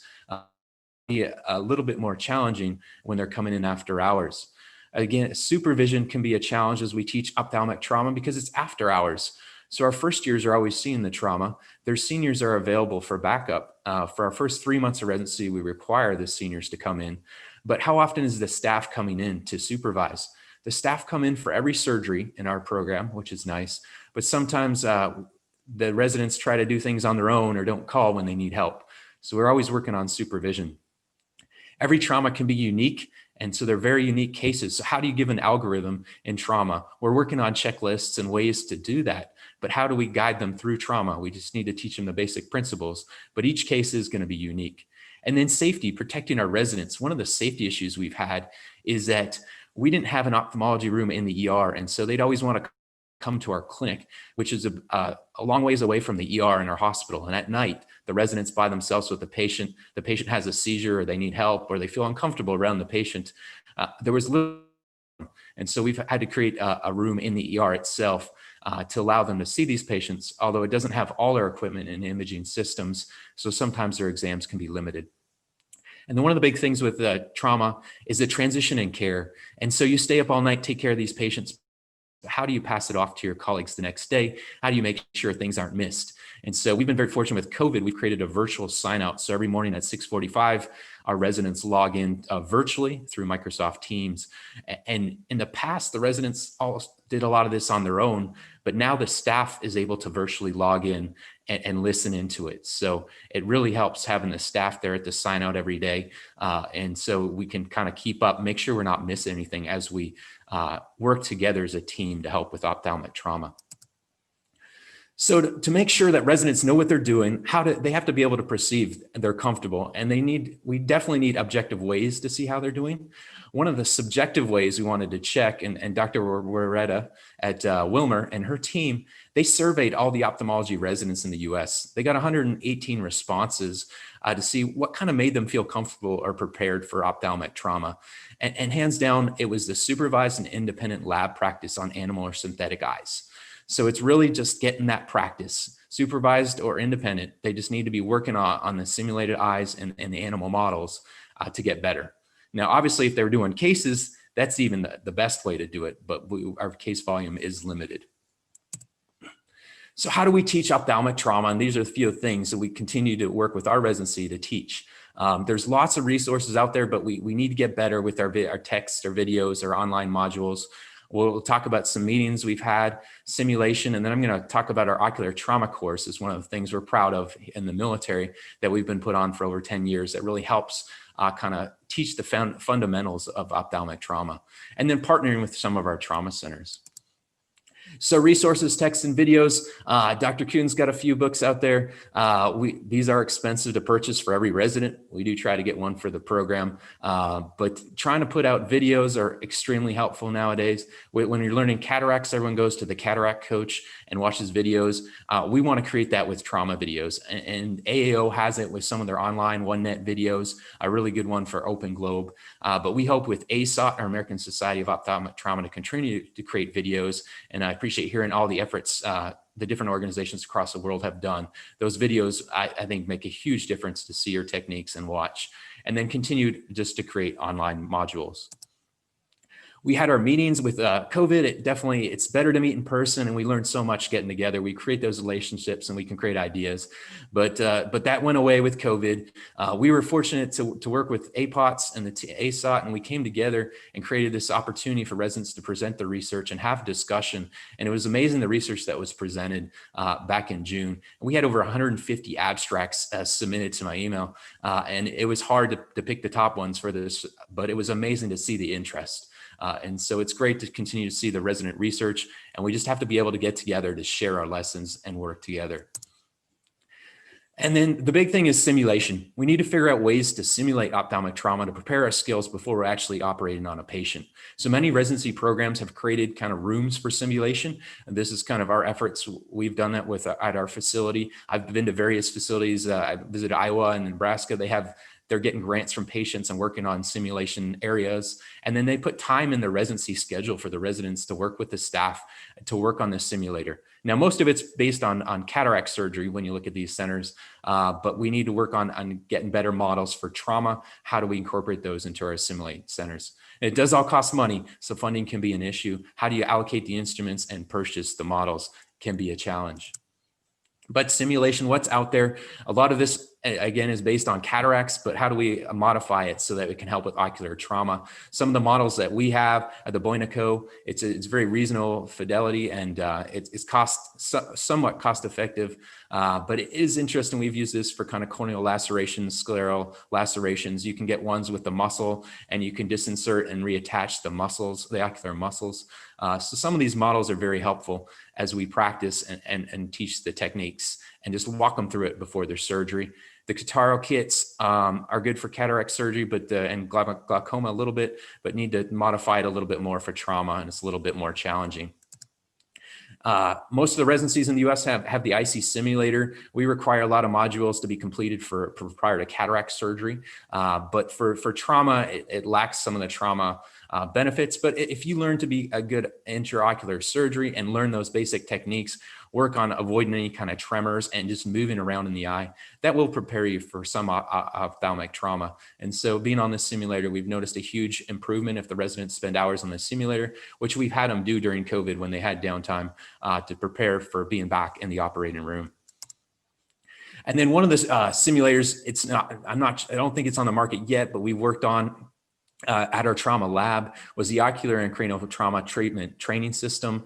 And it's a nice model that actually gives you a score and evaluates you. It's a little nerve-wracking because you're compared to the residents and staff, but on the computer, it looks at your movements, it looks at your suture passes as you go through this tissue. It's not perfect to human tissue, it is pretty good texture. And so this is one of the example of a module that we could use in the future. Another one, lateral canthotomy, cantholisis, very important with orbital compartment syndrome. We use this to try to teach our trauma surgeons, our ER docs, but also our residents to make sure they know the steps so they're ready to perform their lateral canthotomy, cantholisis. The big thing that we've had for over 10 years, and we do this in Bethesda, Maryland every May, except for last year, we missed it in 2020 due to COVID, canceling everything, but is our tri-service ocular trauma surgery lab. And we put this on, and it's just to teach the fundamentals of trauma. And what it is it's a 4-day course where we work with residents and faculty to go over the basics and fundamentals, but also give them practice on our animal models that we bring in. We have lectures, many lectures about trauma and the different techniques, teaching the fundamentals. And then we have wet labs throughout the week. We used to do all the lectures first and then switch to wet labs, but we've now had it where we kind of give some lectures, mix in the wet labs. And it's a lot of one-on-one, almost two-on-one training with our residents. In 2018, we had 36 residents and 60 faculty. So the faculty are kind of wandering around, making sure we're one-on-one as the residents learn each suture technique. We walk them through the basics of just a single interrupted versus various techniques with the sutures. And so we work closely and monitor them as they go through that course. And so this has been huge. We try to send our staff before they deploy too. And we've now made it an Army requirement to go to this course for ophthalmologists. Within 3 years, they need to spend the week at this course just so that they keep up with their trauma. Other things we're working on is trying to partner with civilian institutes that have trauma centers. The Army general surgeons have kind of trained in the past, or they have a spot at the University of Miami. And so they go there and that's their assignment. They're paid by the Army, but they work for the University of Miami. And so we're looking at other civilian military partnerships right now, and Vanderbilt is one of them. But we're basically free labor. You guys have us for free. The Army pays our salary. And our benefit is we get to perform surgery and improve our skills and share our techniques. Now, COVID has caused some challenges. We've heard that from everybody. And so we're probably tired of it. But things that affects our training is our faculty and residents are tasked to do other duties. And this is across the US. The Columbia residents were on the wards helping out with kind of duties. Our residents have been fortunate and protected, but our faculty have been pulled to run the COVID tent, screening tent, testing people. Next month, I'll be spending a week giving out vaccines. And so my job is to take care of those with the vaccines. And so it takes you away from teaching the residents. We have to do what we can to help out. Bed space is a problem. Our trauma patients often I need to be put in the overnight. We watch them. Sometimes it's social admits, meaning they have nowhere to go and we just need to watch them. But now with COVID, we're trying to get the patients out the door and our beds are full here in San Antonio. We're struggling with that right now. And then COVID patients, as we talked about, using the proper PE, protecting our residents and staff. At times they're scared to kind of come in and see those patients.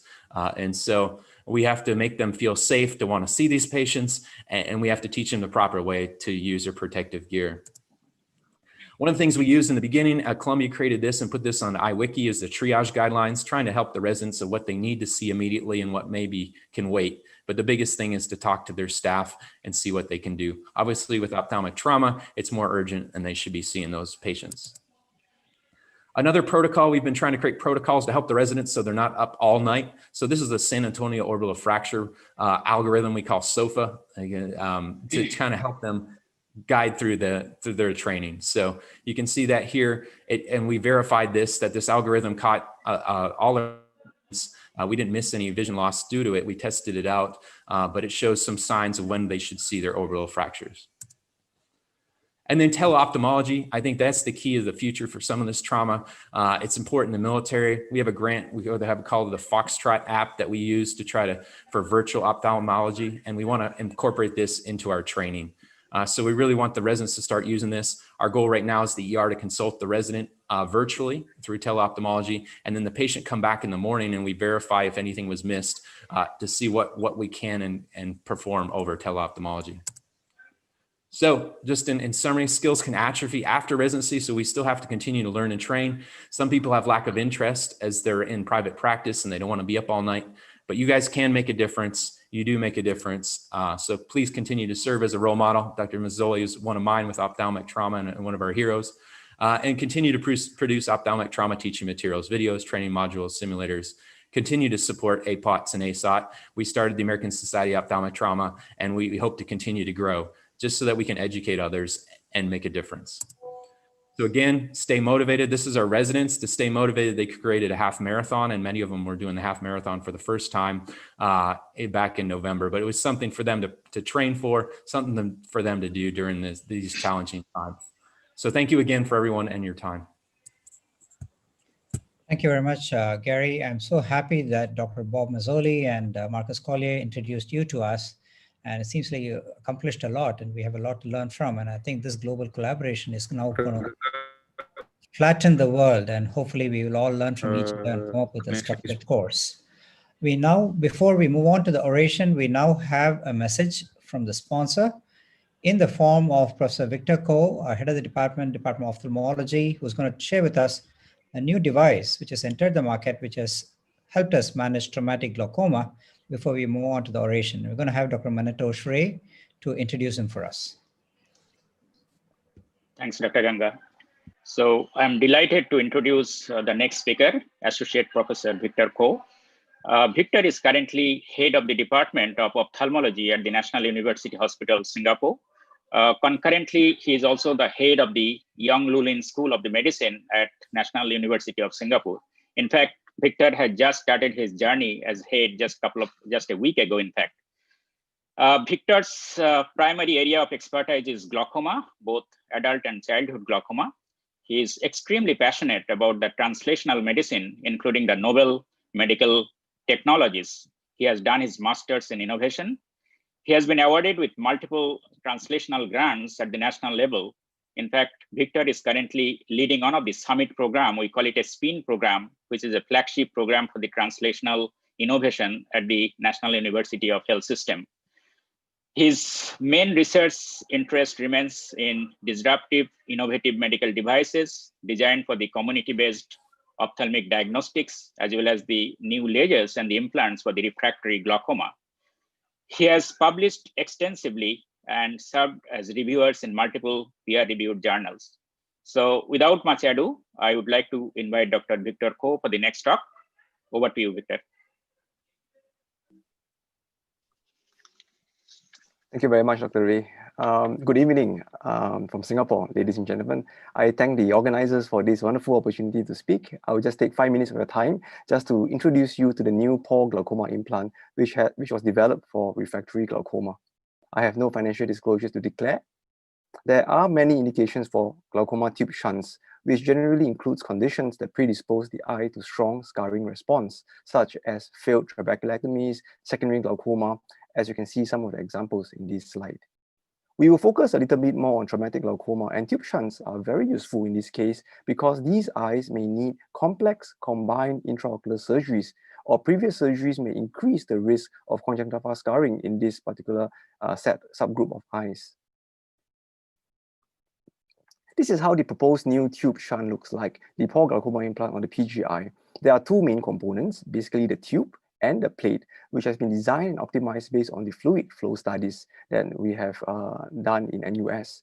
The plate sits in the subconjunctival space at least 8 to 10 millimeters from the limbus, and the tube will then shunt aqueous from the anterior chamber to the subconjunctival space at the equator. This table here compares the dimensions of the RMAT glaucoma valve and the Barvelt tube, which some of you may be more familiar with, and the newer PGI to your right-hand corner. It has a plate size that is bigger than the RMAT glaucoma valve, but smaller than the Barvelt, and it has an effective surface area that is optimized to increase the effectiveness of this type of tube shunt. It helps to reduce myofibroblast proliferation and bleb encapsulation. It has a shorter wingspan that also allows this implant to be implanted easily compared to the Barvelt. The tube itself is also something special. It has a smaller external diameter, which theoretically reduces the risk of conjunctival tube erosion as well as corneal endothelial damage. The smaller internal tube diameter, which is about half the size of the RMAT or the Barvelt, also help to prevent early post-operative hypotony. I would like to now show a very short video that has been heavily edited of the surgical implant of PGI. As usual, the selected quadrant undergoes standard conjunctival dissection. This segment here shows the patented stability system that we use in Singapore. We use a biological sandwich concept to modulate wound healing. The AC entry is done either with a 27 or 25 gauge needle, and then we use subsequently a cross-link viscoelastic gel over the plate as part of the stability system. The conjunctiva is then closed as per standard procedure. This slide here shows the profile of the PGI, which you can see with a smaller external tube diameter. We can see that using just a shallow scleral groove on the sclera, we are able to hide the PGI and sit it almost flush to the scleral plane. Now, in contrast, if you see here, the AMAT or the Barbell tube has a larger tube diameter that causes a prominent protrusion of the tube above the scleral plane. We hypothesize that this makes the tube prone to micro movement and conjunctival erosion. Now, on the same topic with a smaller tube diameter, the PGI is able to fit into narrow anterior chambers, which are more prominent in Asian eyes. And this also means that there's a higher chance that it's placed further away from the corneal endothelial layer to reduce corneal endothelial layer damage.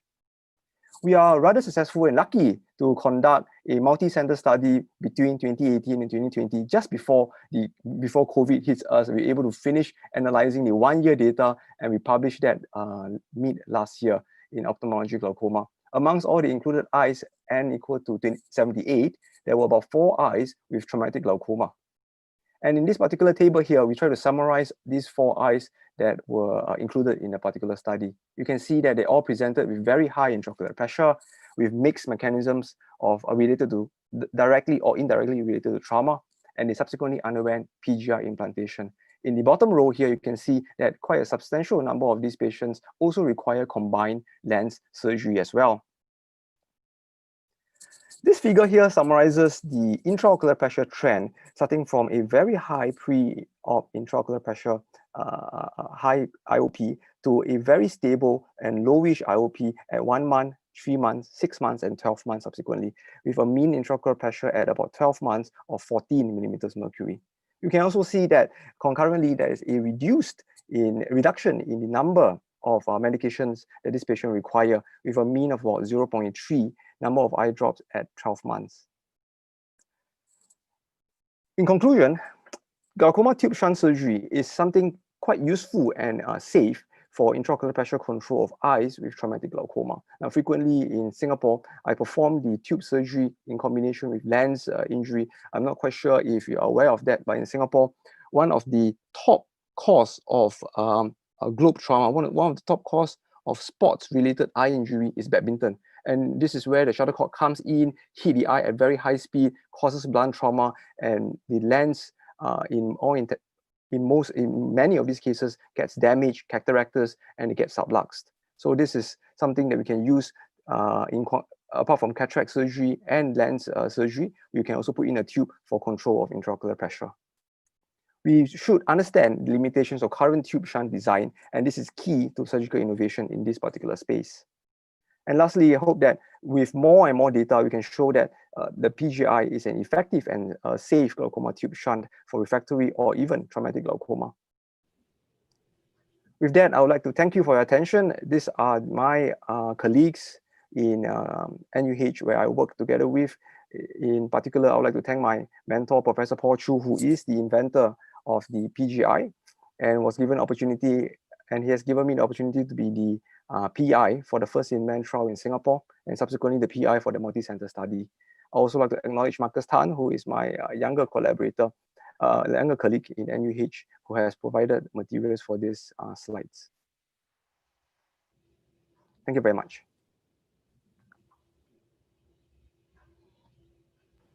Thank you, Victor. I really appreciate a great scientific presentation. And we now move on to the highlight of our webinar, a grand show today, because we have the most illustrious ophthalmologist in the world, may I say that, Dr. Tamara Fountain, who had very kindly and graciously accepted to give the oration on occasion of the 10th anniversary of Asia Pacific Ophthalmic Trauma Society. When I approached her the very first time a few months ago, her immediate response is, yes, let me put something together and let's work together itself.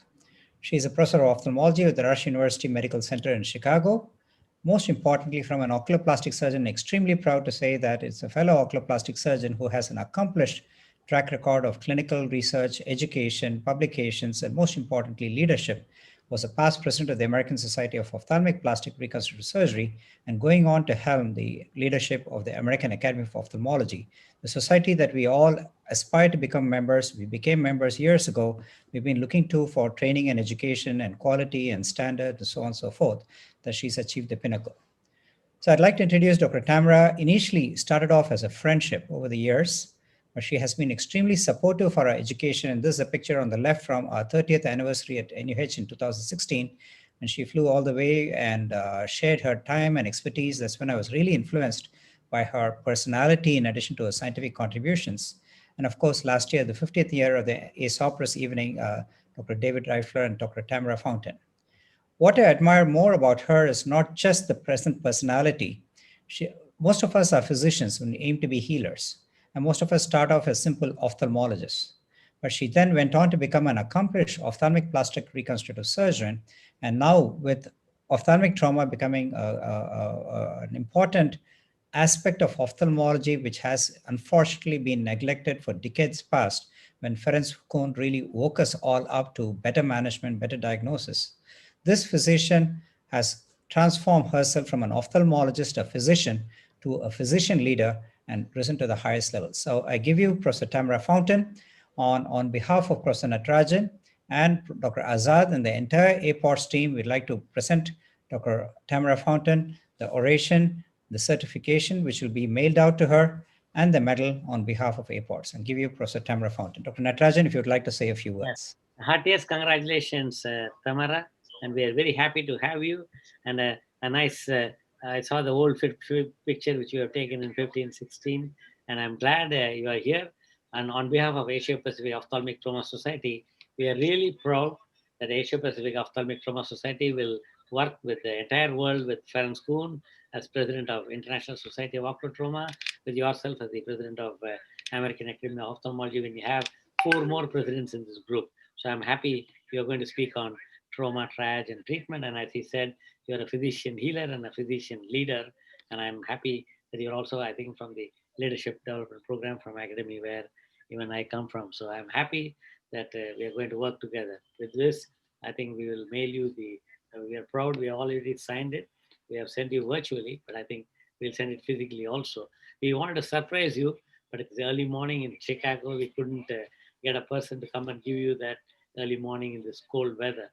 And I hope with the warm greetings, you will feel warm and give us the wonderful oration. Thank you. What a wonderful introduction. I really, truly wish we could all be together. And Ganga, it was about 10, maybe 11 years ago, we were at the Miyako meeting in Dubai, and we struck up a conversation. We happened to be staying at the same hotel. And that was the beginning of a very rich friendship that's brought, I mean, I see so many people on this call that I know and have met across the continent. So I'm looking forward, like everybody else, to being in person when we can convene and when we can hug. And it's such an honor to be with you this morning. And Ganga asked me to summarize the American experience of ocular trauma. So over the next few minutes, I'm going to try to do that. Why is this important? I think we've heard some excellent speakers over the last couple of hours from all walks of life and all corners of the world. Ocular trauma is a major issue, and it's a major source of ophthalmic impairment. We have thousands of Americans suffering from trauma each year. And more importantly, the outcomes are often quite poor, with almost a third of people having final best corrected vision of less than 2200. When I thought about America and trauma, it made me realize that how you define trauma really is impacted by where you are. And I really was intrigued by Dr. Talma's presentation and how he really so graphically illustrated the differences in the continents, in how what kind of trauma we see and how we cover the trauma. It's a reality. I think it's an unfortunate reality because of the ubiquitousness of firearms in the United States, that we probably see our greater share of gunshot wounds and ballistics wounds here. And I'm not sure about other countries, but I can tell you that there is about one domestic pet dog for every 3 Americans. So we love our pets here, and perhaps we have a greater representation of dog bite trauma than we might see in other parts of the world. But as Dr. Jeannie pointed out, there are universal themes when we look at the definition of trauma with domestic disputes, sports issues, work issues. So we have some common themes as well. We've had speakers, and Dr. Jeannie took us through the Italian experience in COVID. We are finding here, again, trauma tends to happen where you are. And with COVID, all of us have been spending more time in our homes. And so it's not surprising that we're seeing more trauma originating out of our households. And as has been mentioned by a previous speaker as well, that we are finding that it takes a little bit longer for people to present. People are traveling further distances as well. And they're less likely to have health insurance, we're finding, during these COVID times.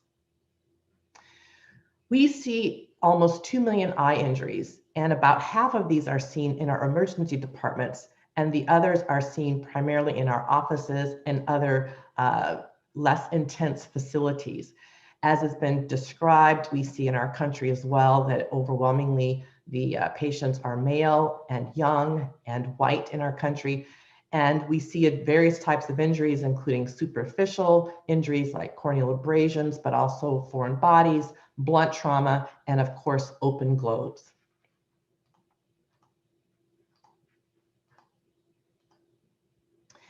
When we look at the emergency room experience, we all know that the skills of surgery have been honed on the battlefields for millennia.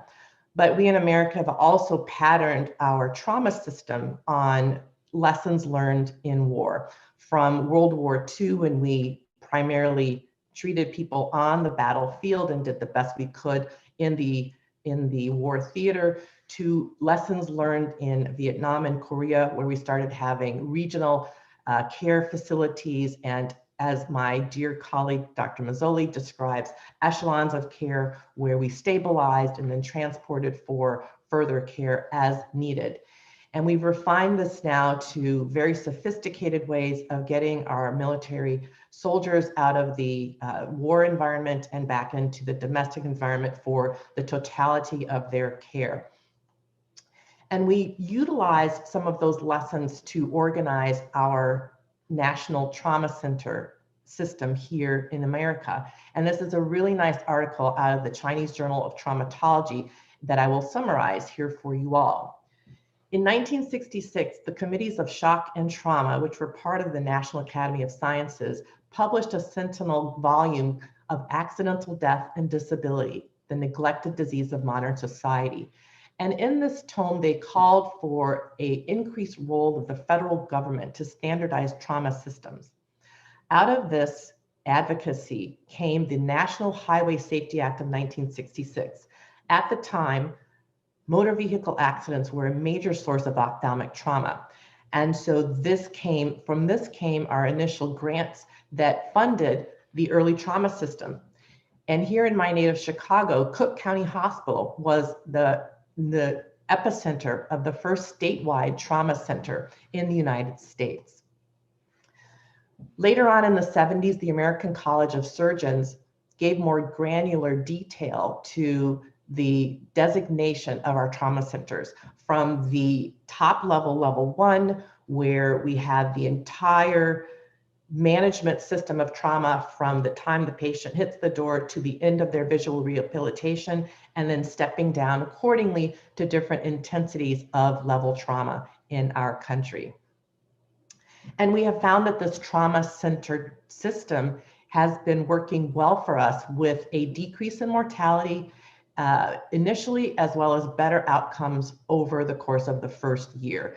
And we have found that both our morbidity and mortality from general trauma has steadily decreased from the 1960s. However, there are areas that are still challenging us with this system.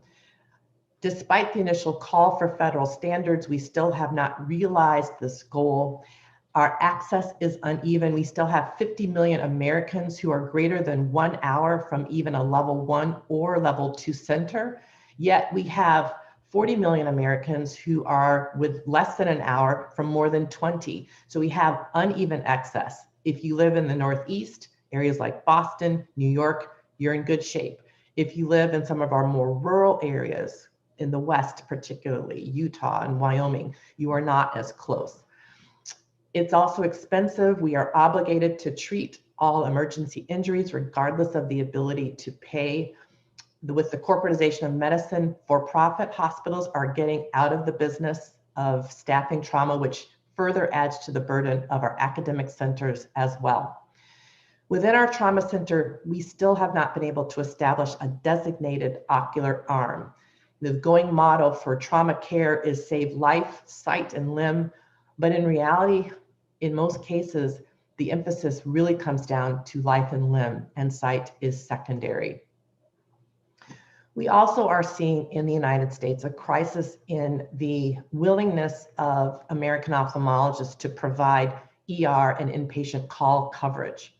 The Academy established a work group 2 years ago to address the reality that fewer of our members were willing to provide hospital coverage. This increases the burden on our academic medical centers, and it doesn't do very much for our reputation as ophthalmologists within the broader house of medicine.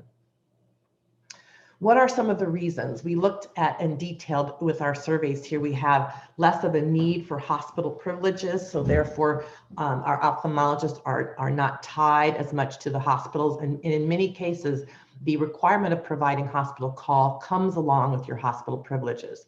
So as ophthalmologists have migrated away from hospitals, they no longer provide that call. There are economic pressures, both in the fact that the trauma call is very poorly reimbursed in most cases, but also there are opportunity costs when you're providing care in the ER, you're not in your office, you're not in the operating room taking care of your own patients. And these cases, as we all know, are ripe for litigation. You know, we don't sometimes have a good history. There are steps that are made in the heat of the moment that may come back to affect us as well. And, you know, trauma call is usually after hours, as we've talked about. This has ramifications for how you feel the next day and contributes to burnout issues as well. I was intrigued by Dr. Talma's talk, speaking of, and I know this as well, that, you know, with the increasing trend towards subspecialization, it's very difficult to find ophthalmologists who are capable and comfortable providing care for anterior segment, posterior segment, and orbital trauma all at once. So I think, you know, we could use more of these South African residents in our country to help take care of all this trauma at one time. But the reality is that emergencies happen all day, every day of the year. And we find that 20% of sentinel events in our emergency departments are related to the absence of specialty coverage. And the reality is, if our community ophthalmologists aren't available, there are other eye care providers who will probably be quite willing to step up and take that call. So the work group recommendations were that member education on most ER and inpatient conditions is paramount. We don't see the volume in the United States that our colleagues across the world do, as has been described by Dr. Legault as well. We really need to focus on that. We also came up with some policy strategies to reduce the call burden. We find that about half of ER ophthalmic visits are really not true ocular emergencies. Is there a way we can triage these in a better way, make offices more available to take walk-in patients to decrease the burden on our emergency rooms?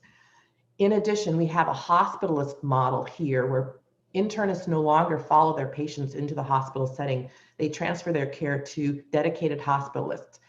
And there seems to be some interest in exploring an eye model of that same thing, where we have dedicated ophthalmologists who only take care of patients in hospital settings. And in addition, as Dr. Legault described, our military ophthalmologists are probably one of our greatest assets. And so I think we need to increasingly leverage their capabilities and their willingness to take care of our civilian population. I think that's a win-win for everybody.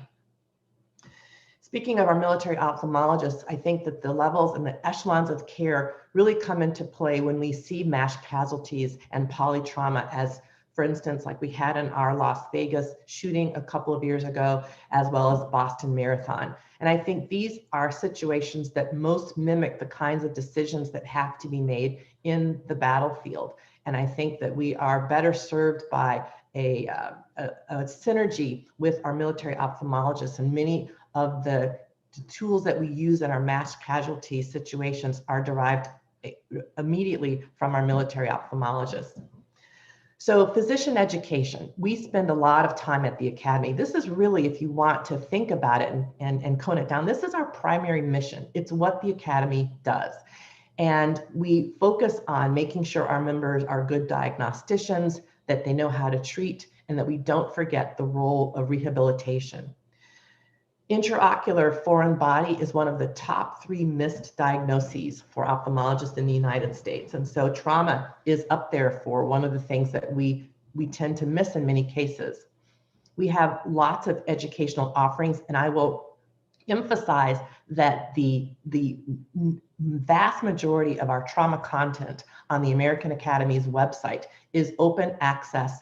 You do not have to be a member. About the only thing that you cannot access is a couple of courses and the access to the wills manual, because we pay for these things and we cannot make those available to everybody. That's a member benefit. But just about everything else is open to anybody across the world. We have collaborated with the American Society of Ophthalmic Plastic and Reconstructive Surgery to make a separate center for orbital trauma.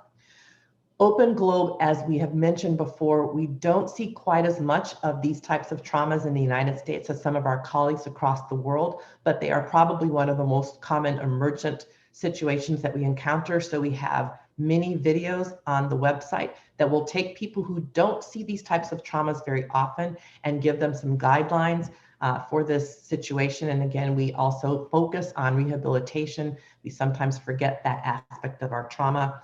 We also educate our patient and public population through our iSmart arm. And so when we talk about protecting sight and empowering lives, this is what we mean by protection. And so when do you wear eye protection? Well, you wear eye protection when you're doing dangerous things, no matter where that is, whether it's at work or whether it's at home. And we have all of this information on our iSmart website to help our patients recognize the hidden dangers in their everyday lives. Our recreational activities, there's an old saying, it's all fun and games until somebody loses an eye. And that's actually literal in our case. There are a lot of recreational activities that we pursue that we think of as relatively innocuous, but they're not. And we try to raise the level of public awareness on this as well. Every January 1st and every July 4th, we have a campaign on the hazards of homemade fireworks, as well as the hazards of a cork coming out of a bottle. We showed videos on how to properly remove a cork from a bottle, and again, increase public awareness as well. Sports are another source of trauma. Interestingly, basketball, it's always a great trivia question if you want to ask somebody in the United States, which sport is the most dangerous to the eye? And people don't think about basketball, and it's obviously not from the basketball itself, it's from the activity under the basket, or what we call in the paint, with lots of elbows and lots of fingers. And we know that people get blowout fractures and ruptured globes, and certainly corneal abrasions. We saw, unfortunately, in our country last year as well, ophthalmic trauma come to public awareness because of the use of rubber bullets by law enforcement for crowd control.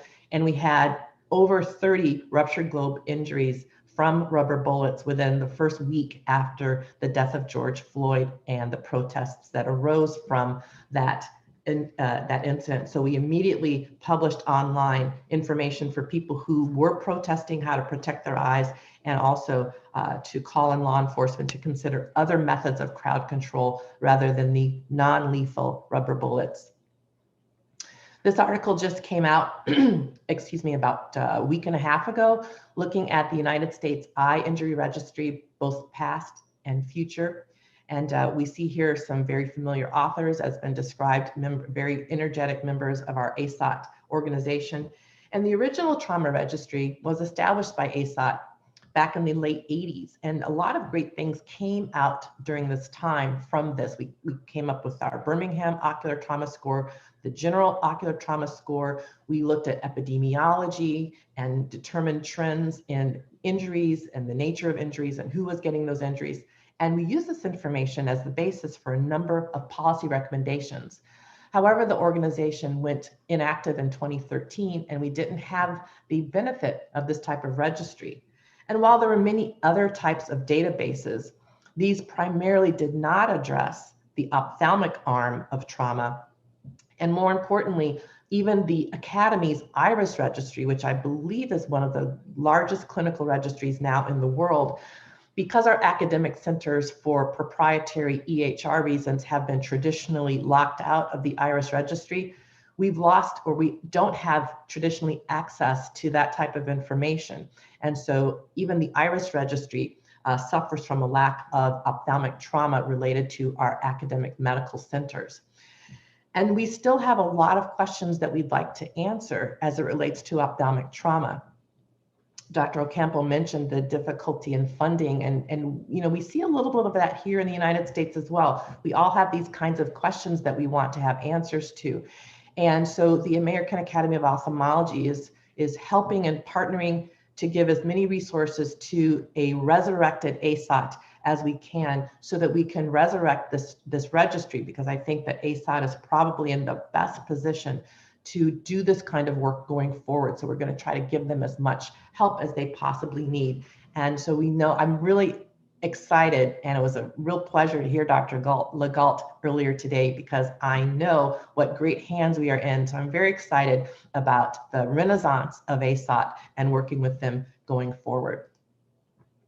So our take-home messages for the US approach to trauma is that, of course, ocular trauma is a public health issue.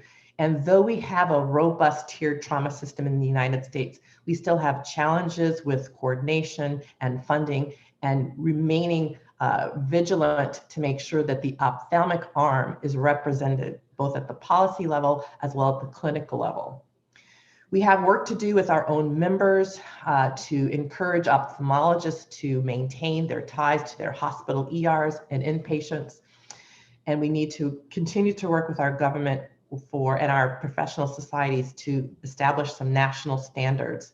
We continue to increase an emphasis on our education. Again, we tend to see a lot of trauma as residents, but depending on our practice situations, we don't tend to see as much depending on where we are and our practices once we get into practice. So we have to make sure we maintain those skills.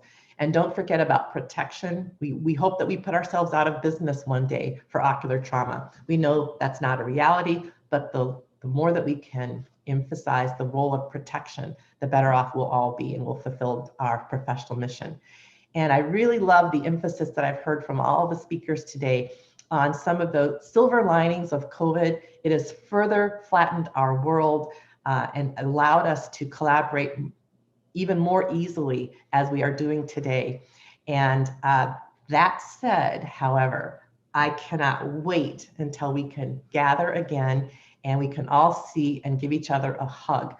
I want to give thanks to Dr. Rob Mazzoli, who helped frame my thought processes on this talk and give the military perspective. And I also want to acknowledge the thoughts of David Park, the AAO CEO, who helped, and Dale Fajardo, our education vice president, for helping also to educate me on the Academy's perspective on ophthalmic trauma. And again, to the organizers of this course, so many thanks to you for inviting me to be part of this course today. It was the best way of starting my weekend here in Chicago. So thank you very, very, very, very much.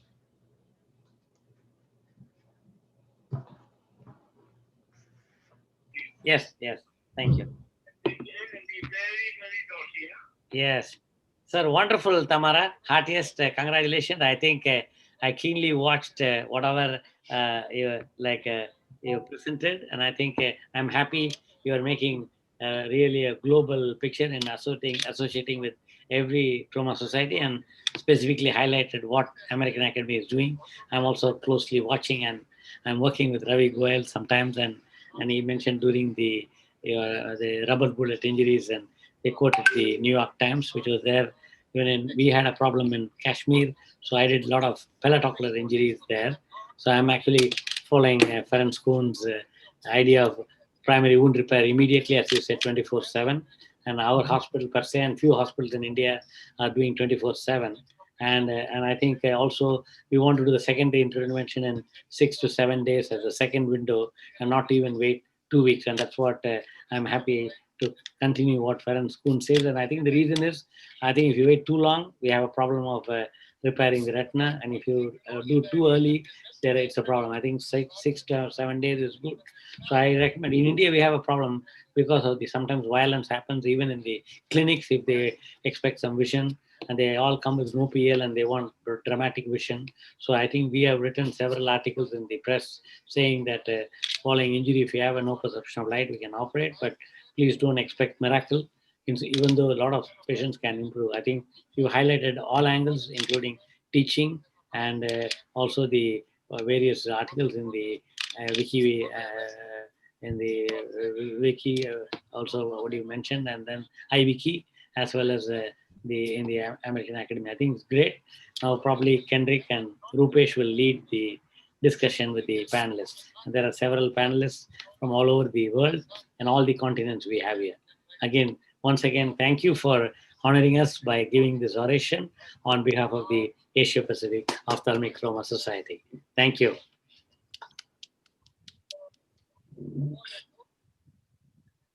Kendrick? Yeah. Okay. So thank you, Professor Natarajan. So I think we listened to really great talks today. I think just a really nice global perspective, and also highlights a lot of common issues that we have. I think what the COVID-19 pandemic did was not only did it increase certain types of trauma that we've seen, like domestic trauma, and in some cases even sports injuries because of finding things to do. But I think it also highlights also some issues that COVID has caused in terms of lack of access to care or unwillingness to get timely care. And it's also impacting our training, and also even for surgeons who are established, who are already operating on their own, it's just losing the practice, losing the groove, and losing their surgical skills as well. So yeah, Dr. Rupesh, do you have anything you want to add in terms of starting the panel discussion? Yeah. Thanks, Kendrick. And I'm really thankful to all the speakers.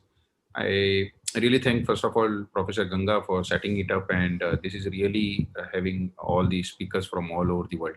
So I think, as Professor Fountain did mention about having those African ophthalmologists in US, and none of the ophthalmologists is probably completely trained about the trauma. So I think that goes to a fundamental question to almost all the panelists here, and which Professor Ferenc Kuhn has been talking from 1992 probably, is about imparting the training to the fellows or the colleagues or the residents about the trauma.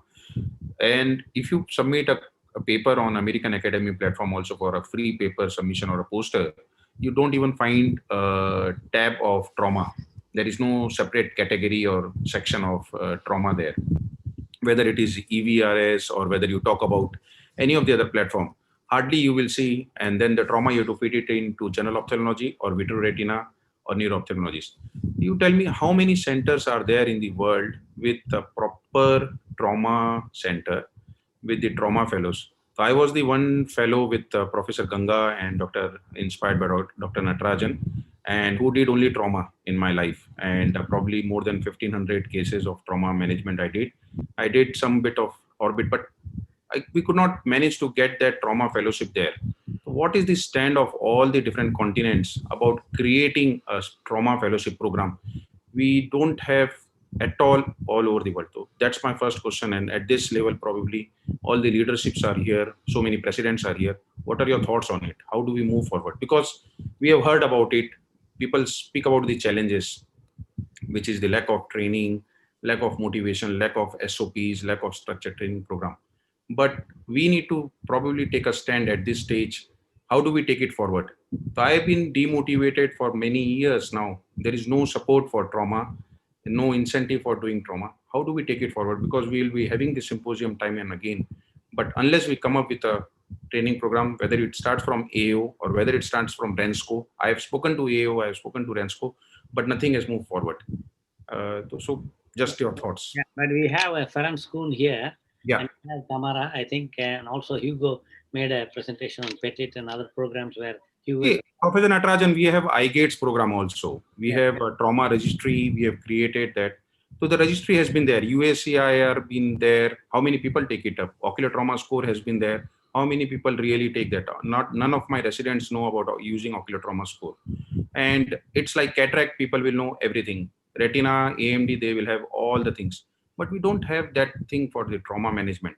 So I think how are we going to structure it? And at this level, we need to probably think about how are we going to define the trauma in the next 5 years. So it does not be ASOT. So I think everyone need to join hand together. When the ASOT was formed, APOTS did suggest it, APOTS, ISOT, ASOT, everyone need to collaborate to take it forward. How do we take it forward? So that's the most important thing is the skeleton. If we can come up with a skeleton, then we are ready to kind of take it forward. I've worked with Grant Justine. We are working with Fasika. We are ready to take it forward, but we just need Let's hear from the masters, Professor Ferenc School and Dr. Jose Dalma, please. Appreciate the session, and Tamara can follow up with all of our other presidents. So, Ferenc? Well, I think this is really the main question. How do we teach the next generation? And I see several problems here. One of them is, as we heard in a number of these wonderful talks, the lack or the inappropriateness of teaching, not enough opportunities to learn trauma care. And Professor Talma's talk had a very important line in it, which said, and this is why I'm mentioning it to add another layer of the problems to this, is that in South Africa, at least, the ophthalmologist who treats trauma treats a lot of cases. So it's not a lot of people doing a few cases, but the other way around, which is the ideal. It should be the experienced one, not the resident who was not trained. So my addition to the problem is those who are training, are they trained themselves? Because I have certain doubts when I travel around the world, used to, and I go to ORs and talk to people who are supposed to teach or even teach, and then I ask them a few questions, for example, as Gary mentioned, about suturing. Who the hell is teaching suturing today? The answer is almost nobody. So the only goal of those who do the primary wound closure is to have a watertight wound. Of course, it's important, but is it sufficient? Obviously not. So I wish I could have an answer to this. Trauma fellowships would be a very good solution, but we have to be realistic. And this also came up a lot, funding. Who will fund a trauma fellowship, which, as we know, in most cases must involve other things as well, not just trauma, because in most countries in the world, you will not be able to supply enough material, fortunately, for somebody doing only trauma. And also, nobody should be doing only trauma because you have to do other things to keep up your skill level, etc. So we also know, if you go back and look at the ISAT meetings that I was involved with, it used to be a standalone ISAT society meeting, but in the last, I don't know, 15, 20 years, you could not organize one because you would not find sponsors. There's no money in trauma for the companies. So they will only come if you work together with another society and the financial support comes to the trauma part of the meeting through that other society. So I'm sorry I offered no solution, just a few thoughts. But let me finish with another thing which already came up, and I want to emphasize this, and that goes back to the American Academy. We have been trying for many, many years to make trauma a standalone subspecialty. And obviously, we have not been successful. So, for example, if you submit a course to the Academy for this year, as in the past years, there is no trauma topic that you can choose. You have to go with anterior segment, something, or retina. And it may be true for certain traumas, but most of them, because trauma cuts across all subspecialties, you have to force your talk into something, some category which doesn't necessarily fit. Also, the Academy doesn't have a standalone book on trauma management. The posterior segment is hidden in the retina section, the anterior segment trauma in one of the anterior segment books. So by doing a standalone trauma, we not only give more accurate categorization, but also emphasize the need to have it as something that people have to be trained for. If I may, most of us that are here in the panel have taken trauma more or less as a hobby. I mean, we're here. None of us is a professional. Well, at least most of us are not a professional, exclusive trauma surgeons. We do trauma basically as a hobby because nobody will pay for it. Unfortunately, the hospital systems around the world are not geared to pay a permanent staff trauma surgeon to be on call. No, it just doesn't happen. At least in Latin America, the way the systems work, I only know of one program in Guatemala that actually funds a special physician to deal with trauma 24 hours a day, 365 days a year. That's the only program I know here in Latin America that has that. So as long as a physician cannot make a proper living doing exclusively trauma, none of these initiatives will work because somebody has to make a living out of this. So unfortunately, if there's no money, if there's no investment in this by the hospitals, by the government systems, it's going to be tough to have it as a subspecialty. I think one of the things which Professor Huayan showed at the beginning of his talk is a very beautiful video by Bill Gates, is about building the systems. I think we are talking now about the coronavirus pandemic, and we are already talking about having the systems in place. So this trauma, according to me, is an ongoing pandemic for many, many years. And we've been talking about it. So I think, as Professor Dalma rightly said, if we need to build up a system, I think we need to put up things like, we have to come up with some solutions, whether it is to be blended with oculoplasty with trauma, or whether it is to be general ophthalmology with trauma, something like that. Some creativeness, some innovativeness has to be done. Otherwise, we'll be still talking probably the same thing. So some systems need to be created if we are not going to repeat the same symposium after 5 years again. Yeah. Yeah. You yes, need Dr. to. Talma. Yeah, wait. Wait, Professor Talma. Rupesh? Yeah, Professor Huayan, just a second. Let's. Yeah. I want to say, I have a little bit to talk. So just now, Kun gave us a good idea. So I think for the next generation, for the young residents, how to train their ocular trauma surgery or diagnosis or treatment. From the presentation of the president of AAO, and told us, in different countries, the ocular trauma cases are different. So if they're different, so I have an idea. So APOTS, like a good organization, like a good team. So all the young residents in the world, if they want to get the training of ocular trauma, they can apply for this to the APOTS. And then almost the experts from APOTS can, accept some of them. And for me, if I like to accept one or two fellow for ocular trauma surgery training, I will, for call Rupesh, Ganga, Natarajan, I want to get one fellow for ocular trauma. And in my hospital or in China, I'm sure but the training fee will be free, and the fellow just pay for the room, for the flight tickets. That's it. It's very cheap. So depend on their demand, rupees. So I think this is a good idea, maybe. Thank you. I think that's a great idea. Sorry, go ahead. Go ahead. I think all of you highlighted several things, and I think Rupesh and Dr. Ferenc was pointing out that Academy did not have a trauma category, and we have been sneaking in our course, general ophthalmology section. And thankfully, the Academy has been accepting our courses and Dr. Ferenc's courses also over the years.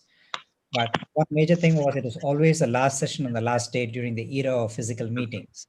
Yes. And people are busy running around catching their flights. So I think one way is centering it somewhere in the beginning of the meeting, number one. WOC, when they conducted the ICO this year, they did manage to create a section on trauma. And believe it or not, it was one of the most well-attended courses, and we were able to submit a lot of courses. And we got speakers from around the world to join the trauma section courses at the WOC. So I'm sure the American Academy of Ophthalmology, if we have collaboration with the president, the CEO, and practically all faculty who do trauma, we should be able to create one. And the advantage of creating a separate category is the sponsors of the meeting themselves start taking note that it is one of the important sections, like retina, glaucoma, pediatrics, plastics, so on and so forth. And that could be an indirect route to sponsorship for future courses. And Professor Huayan mentioned about sponsored fellowships. We have APAO sponsored fellowships in various subspecialties where, like he said, institutions accept a fellow. We won't charge them for anything, but they can come travel on their own, stay on their own. We can train them. So likewise, we can have an APAO collaboration where these societies recognize centers of excellence with individual excellence in each of these institutions. So prepare to train a fellow. And we can have a global network where a guy from Singapore can go to Germany, a guy from France can go to Australia, accepted by a mentor who can train them and guide them in trauma. These are two suggestions which just came to me. Tamara, go ahead, please. Yeah, I was just going to step in here that I think as been described by everybody, it really comes down to funding on some level, whether it's government funding, whether it's funding for individual physicians to take call. Most of our level 1 trauma centers, they pay call for many types of services, but it is really unusual for ophthalmologists in particular to be able to negotiate with their hospital systems for pay. And we are prevented from unionizing here in the United States. And so, I think there's two parts of the problem is that we can provide all of the fellowship training, all of the education that we can muster. But at least in the United States, we still have the issue that our members, once they get that training, are going to be reluctant to provide it because trauma is so poorly compensated and it's so inconvenient. That's the reality. But you know what? You get what you pay for. And neurosurgeons who are paid to take call, they're there. And no level trauma center can be a level 1 trauma center without that service.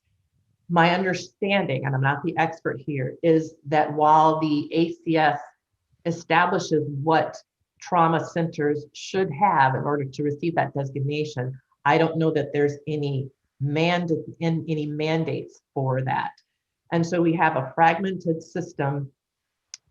We also are facing the reality that we have an entire DC office, Washington, DC office, dedicated to advocating for a favorable regulatory environment for our ophthalmologists, just to get paid to do cataracts and glaucoma and things in our offices.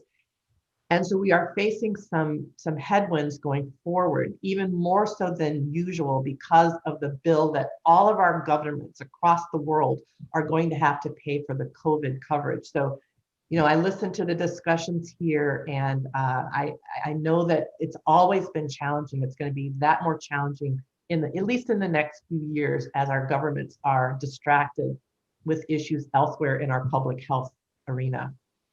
But I think, when I hear you all talk about, the lack of a trauma silo at the academy, and I think about that, and I may be the president, but this is a well-oiled machine run by David Park and our vice presidents in our San Francisco office. But it seems as I listen that it doesn't really cost that much money, if anything, to organize our academy meeting in a way that can provide a little more emphasis on the coordination and the collaboration that trauma involves, because it really does involve everybody from all facets of the ophthalmic sphere.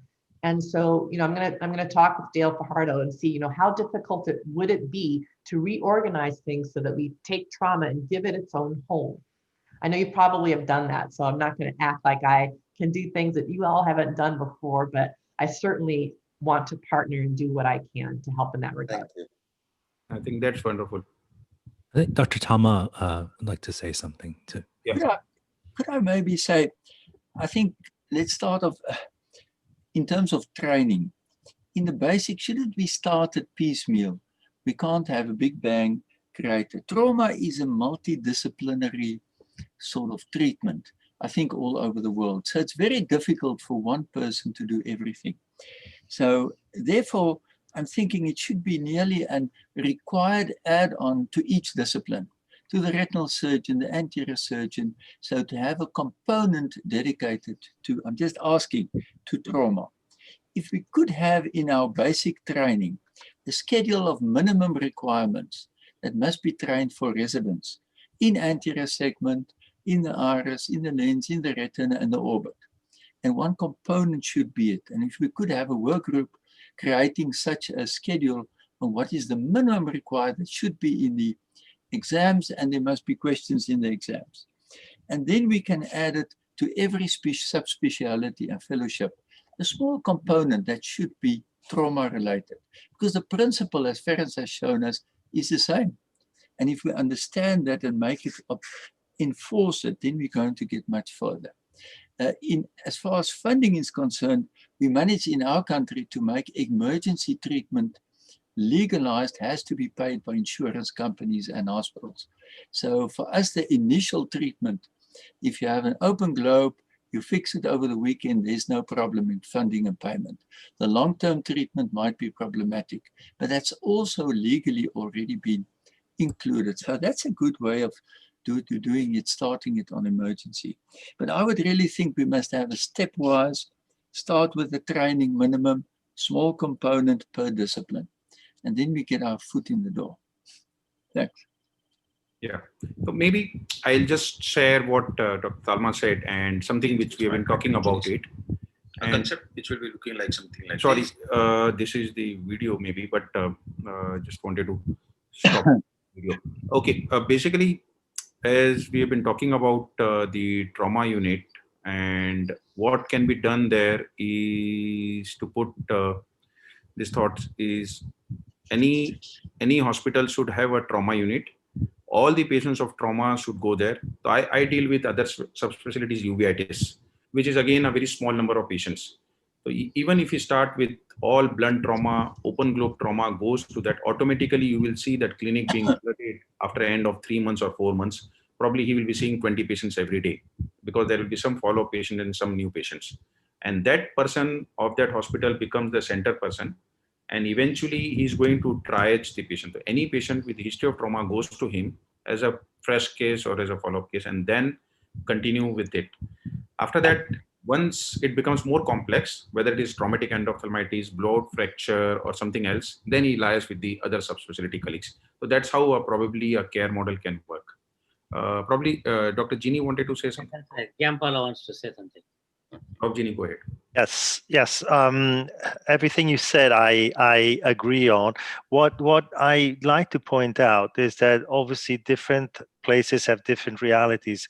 So, for example, in Europe, and I think in a lot of Western world countries, we are victims of our own success in preventing injuries. So there has been some very strict regulations with with severe fines for not applying the rules on the workplace, so that now the number of injuries on the workplace has dropped dramatically.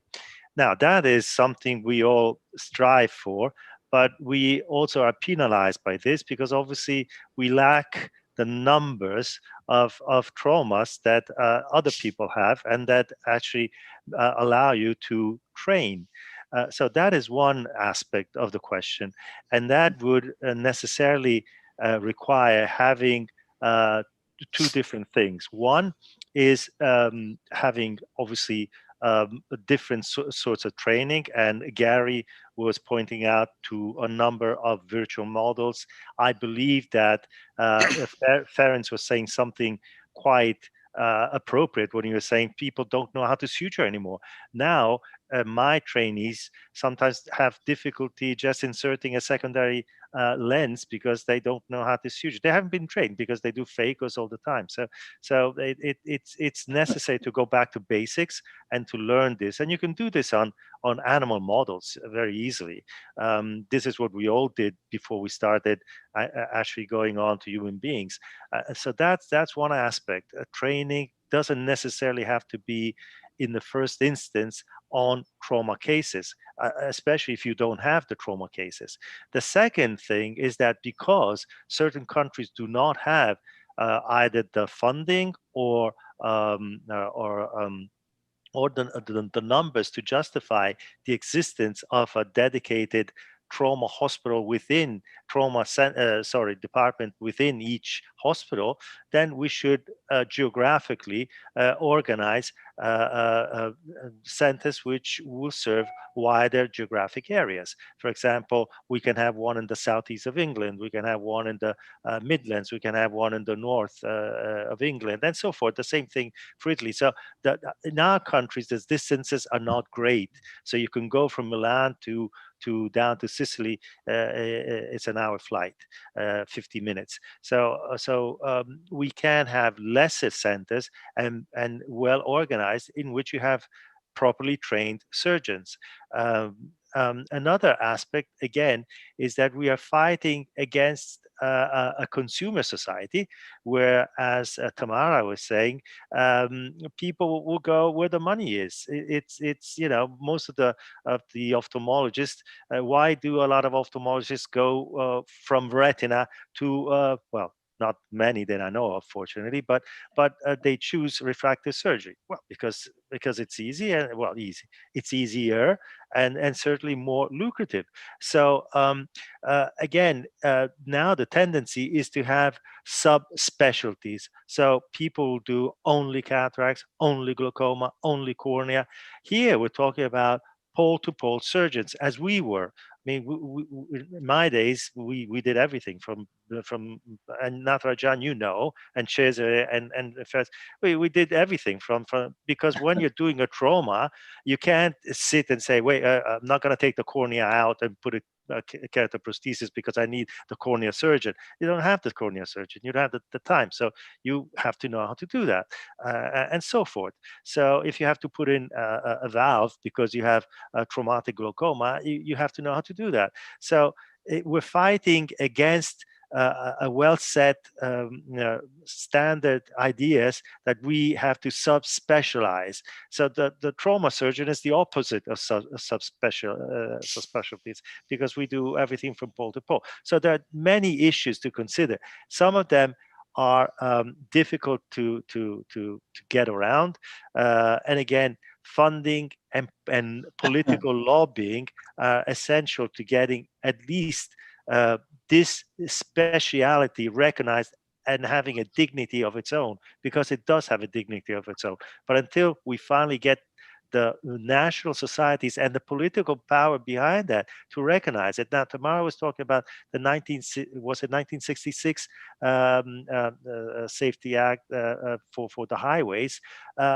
That came about because there was strong political pressure on the government to do something about those accidents. We had to do the same as far as eye trauma was concerned. We had to lobby. We have to get the government to intervene.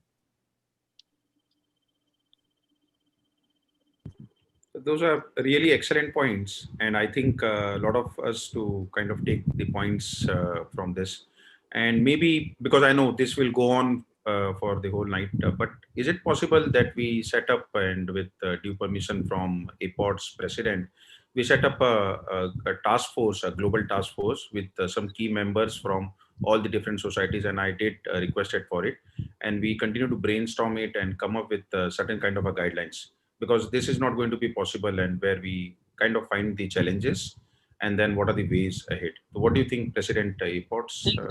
I think we have 6 presidents here. We can be the whatever the supervisory whatever capacity. We're not really going to work as now. The whole program is done by all of you. We will come and maybe fine tune it, as Dr.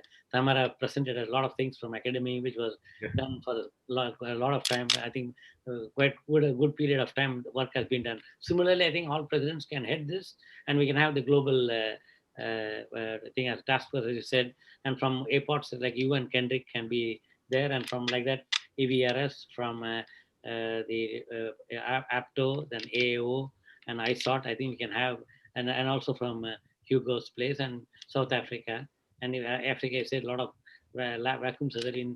When we are trying to do some the rest of the world, I think we have to keep Africa in mind to pull them up to our level, so that we are all, as Ganga put it in the notes, that we should have a flat thing. So I think it's a good idea to have that from APOTS. I think you and Kendrick can be the 2 members for the task force. Like that, other 5 societies from China too, from EVRS, from AO, I sought, and we can select that.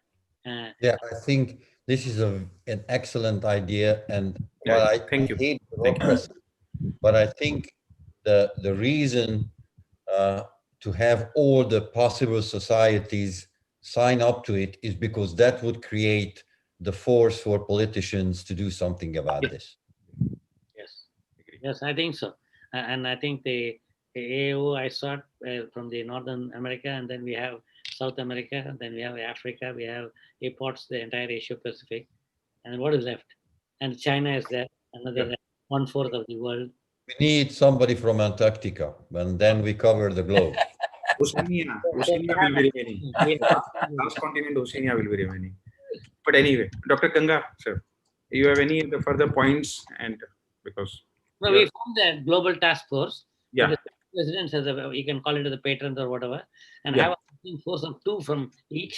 And then, as Ferenc says, under the 6 societies, all other societies has to be a associate where they can have academically oriented 2 ophthalmologists as a subcommittee with you, like ocular trauma, oculoplasty, vitreoretinal, glaucoma, whatever. Because I think, as Gianpaolo said, I think we 6 societies have to see the global, like I'm talking over the globe, the global ophthalmology, and plus we have that other societies joining us under us, so that we have a real global task force for the globe. Sure, we'll do that. Sir, you're muted. Dr. Ganga, you're muted. Sorry, thank you. So before I say anything, maybe I'll invite Professor Caroline Chi, Hugo, and Gary also to say a few things, what's on their mind, before I just put about 3 particular points across. Caroline? Yes, I was, can you hear me? Yes. Okay, I was actually starting to type out a suggestion, which was if we could look at the economic cost of loss of vision from ocular trauma and use those figures, so that data, to advocate for to our governments to provide financial support to institutions to be able to create positions for ocular trauma specialists, since that is really one of the problems to move forward. So really getting data on the economic cost to a country. I think that economics and quality of life is the very key important thing, and I think that including that component will definitely give a bit of thing to regulatory authorities and the government. In fact, where I mean, I used to say this with orbital fracture. So I mean, if we get Go ahead, Caroline. I mean, if we get this from all the continents, I think that would be, I mean, I would imagine that would be pretty powerful. Yeah. Right. I think there are probably two arms to it. I used to say this with orbital fractures, that every single fracture we do and rehabilitate and send the patients back to the perfectly normal pre-morbid life, we say there's no residual mobility, hence there's no compensation. But that's a success in itself. And every single trauma which has been mismanaged or delayed managed and the costs that you're talking about, I think both the success and failure have to be valued in dollar values. And that message has to get across to the societies, organizations, or governments. I think that's a very good point. Hugo, would you like to say something? Yeah, thank you. First of all, thank you for this great opportunity to show to Latin America in ocular trauma. I'm very happy because here all the world talking about ocular trauma, and Ferenc says there are many different societies. I think this only one society with different names, but the thing, the ideas is the same, and this is very important. I think that we have a problem in all countries is that ocular trauma is like the Cinderella of the ophthalmologist. And it's very important to show the government how much the cost and a blind in a patient of, I don't know, 30 years, 20 years old, is very old, very high costs. If this is the great opportunity to show in like a unit how important is training our residents, our fellows in the appropriate initial management of ocular trauma. So thank you very much for this great opportunity. Gary, would you like to say something? Because you seem to have a wonderful training program, and I'd like to hear your perspectives before I just summarize into 2 or 3 points here. Yes, thank you very much. I'm driving in to see my post-op LASIK patients, but I can still, education is the key. Everything that's been mentioned, we need to continue to educate, teach the basics of trauma, go back to suturing and getting practice with suturing. The next thing is uniting our efforts, staying united. I was at the AAO when we were in person 2 years ago, and Society of Military Ophthalmology had a trauma course.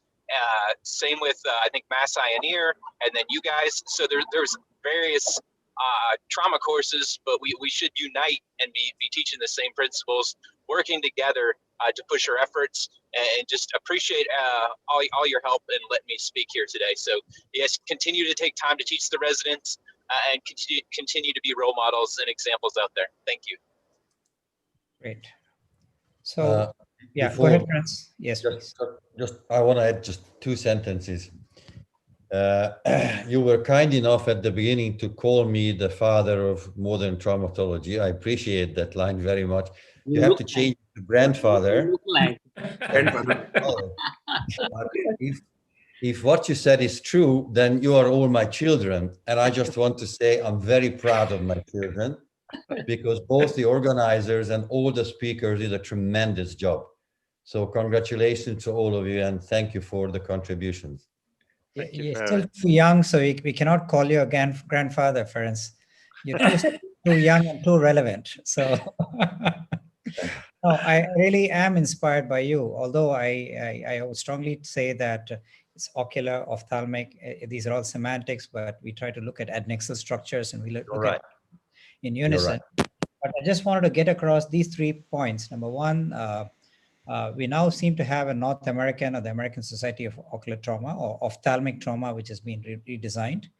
There's Asia Pacific Society, there's a Latin American, or APTO, so to speak. Probably the 2 continents are Africa and Europe, which don't yet have trauma societies. And Ginny pointed out, it's a price they pay for the success. They've been reducing ocular trauma. But I think every country, every institution sees a minority of cases, but I'm sure if you put all your cases together, it's significant, and forming that society becomes an essential step towards better training, actually. So maybe I will probably extend on behalf of Professor Natarajan, Rupesh, and Kendrick from APOTS that we are willing to collaborate both with the European friends and the African friends to help form a special interest group followed by a society. So that's number one. Thank you. And number 2 is, like I mentioned, at WOC, I think now Dr. Fountain has said she'll take it up with the Academy Education Committee to try to see. It should not be very difficult. Sometimes the egos are more difficult than in the institution. And she is the leader. She's the leader.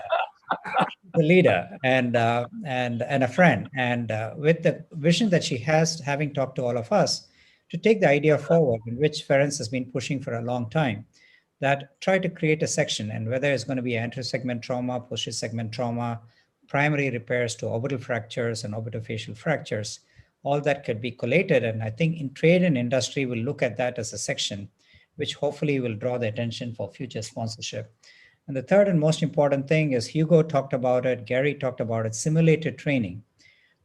Yes, we do not have that for trauma yet. And I think we come up with a modular system where we have globe repair training, lid repair training, and maybe a fracture repair training, which is now available for a lot of things. And maybe if you can, all of us share what are the models you're working with and what are the deficiencies that we have and how we can collaborate and make sure that top centers around the world will have that as a center of excellence, will lead towards a curriculum for ophthalmic trauma training, which can be open to non-ophthalmologists, ophthalmologists, subspecialists, and eventually towards fellowship training. Those are the three things that I had.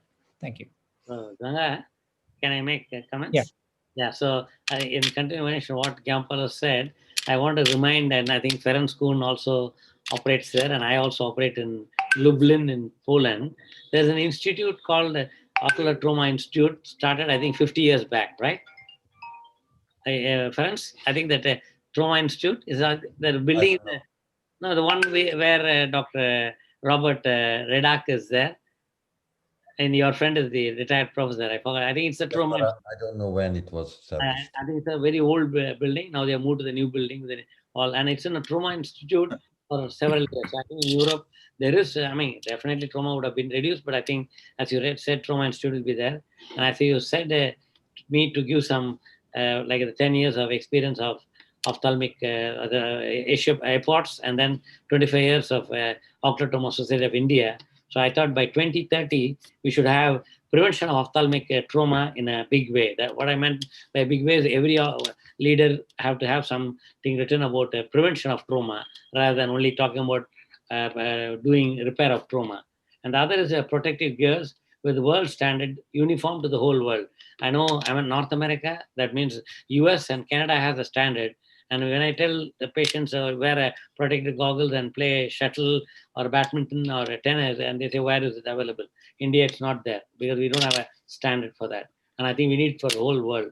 And training residents, which you mentioned, and training ophthalmologists, not only residents, I'm sure who are in 5 years of practicing in rural parts of the, whether it's US or whether it's in India or Africa. I think we have rural part of the country which need ophthalmology, who like to have some refresher course on ophthalmic trauma training. And then you mentioned ophthalmic simulator, and I'm thinking of something to do with the artificial retina. I know unless the photoreceptor layer only is affected, artificial retina has been tried in RP and other degenerative disease. But I think for trauma, we don't have anything, and we have to work on something on bionic eye. I know the second site has gone bankrupt. Now Germany is working something, Australia is working something, maybe the US, they worked on brain implant, and that also the company has gone. But I think we have to work on something to do with the biological, retinal stem cell, and also genetic engineering will not come in this, but I think bionic eye will be maybe an answer for some of the trauma. So I think with this, I think we have to have a 10-year vision, and instead of calling only an APOTS vision, why not we have the 6 societies together as the global task force, which Rupesh is talking. Maybe have a 2-year to go through all this, because 1 year will be Dr. Tamara will be busy as the president of AAO.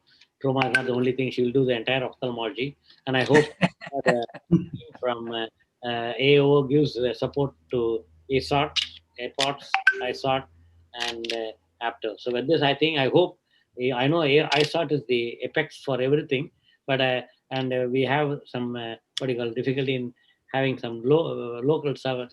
Each AO or APOTS, we have a excellent office support, which I think we have to give to ISOT, which I think this task force can take it up, so that whatever handicap Ferenc has, all of us can put our might and help along with the AAO to make ISOT as the apex, and under which we have this global task force. Friends, you're agreeing? Okay. Man to that. Good. Anybody else with closing comments? And then I'll let Kendrick and Rupesh end it with the plan they're going to have for the global task force. Then we can start working with the research societies. Go ahead, Rupesh and Kendrick. Yeah, before that, I think I request Tamara, you can think, I know you'll have, trauma will be, you have 12 months. And I think each month you have some targets in academia, I know that. So contribute sometime and tell us what you want us to do. We will do the homework for you. And as a president AO, you can present it to your team and we can collaborate. All right, that sounds good. Okay. Henrik? Yeah, thank you, everyone. And thank you for giving me the chance to speak. So I think what we need to do is consolidate all the opinions and also to set up a task force. So I think we need to focus on coming up with maybe a curriculum or a induction course in terms of what are some of the basic skills that we need to train. And I think we can start from the basic beginning. So when these residents come into ophthalmic training. The other thing is I think I'll plan with Rupesh to start writing up a commentary on all the different opinions and all the different factors that we've discussed today. And then we can go from there. So I think, yeah, it's going to be a great year ahead and look forward to working with everyone here for this. So yeah, we'll need your help. Dr. Rupesh, do you have anything to add for this? Only a few words. I think it's the beginning of a journey and I'm really thankful to everyone and all the mentors here. So look forward to travel this journey together with all of you. I think this is just the start, but we have to travel and probably carry along. Yeah, I hope travel starts again soon, so we can see everyone in person. Hope so. Hope so. I'm really. I mean, otherwise I was traveling every 2 days, and I'm. Well, if you are thinking about the rules, the COVID rules changing for this year, I have a joke for you. Yes. So, an elderly gentleman has a prostate surgery, and as he's taken to the OR, he asks the surgeon, "Are you the one who is going to operate on me?" And the surgeon says, "Yes." So be careful, please. So after the surgery, the gentleman calls the doctor and says, "How did surgery go?" He says, "Very well. Can I ask you a private question?" "Sure." "About my sex life. Is it going to be the same now after the surgery?" And the doctor says, "Yes." And the patient says, "That's too bad." Friends, I've got to, after that joke, I feel like I can actually do this. I was going to wait till we stop streaming, but you talk about your gray hair, but I want to just share with you here that you bear a striking resemblance to this guy right here. Wait, let me get him here. And I want to challenge you because I've never seen the two of you in the same room. So I'm pretty suspicious that you are actually this guy. The Dos Equis guy. I wish. I'm sure that's you. I think he has cognac in his hand, so I would gladly switch places. And a cigar, yeah. Beverage of choice. It used to be Dos Equis. Now he's gone over to whiskey. So. Yeah. Dr. Kuhn can have a statement. He can say, "I don't usually do ophthalmic trauma, but if I do, I do it pole to pole." There you go. Of course. That's what we need. We need a good celebrity spokesman. Right. Well, maybe one from top sports, cricket and basketball and soccer and, Wearing eye protection, of course. Absolutely. Yeah. I know we are all over time and really appreciate the enthusiasm that all of us have. This was planned to be about a 90 minutes to 120-minute session. We've gone on to 3 hours. And I really thank you for the energy and enthusiasm. We could go on, but I think to be fair to all the celebrities we have on screen, I think we had a very, very good meeting. We had good observations, lessons learned, starting off with Huayan from China and how they really overcame the hurdles to the European experience. Dr. Talma, as always, I enjoy your slides, Dr. Talma. And believe it or not, you have really highlighted the excellence in South African ophthalmology and the pitfalls as well. And it's all about bridging the gap.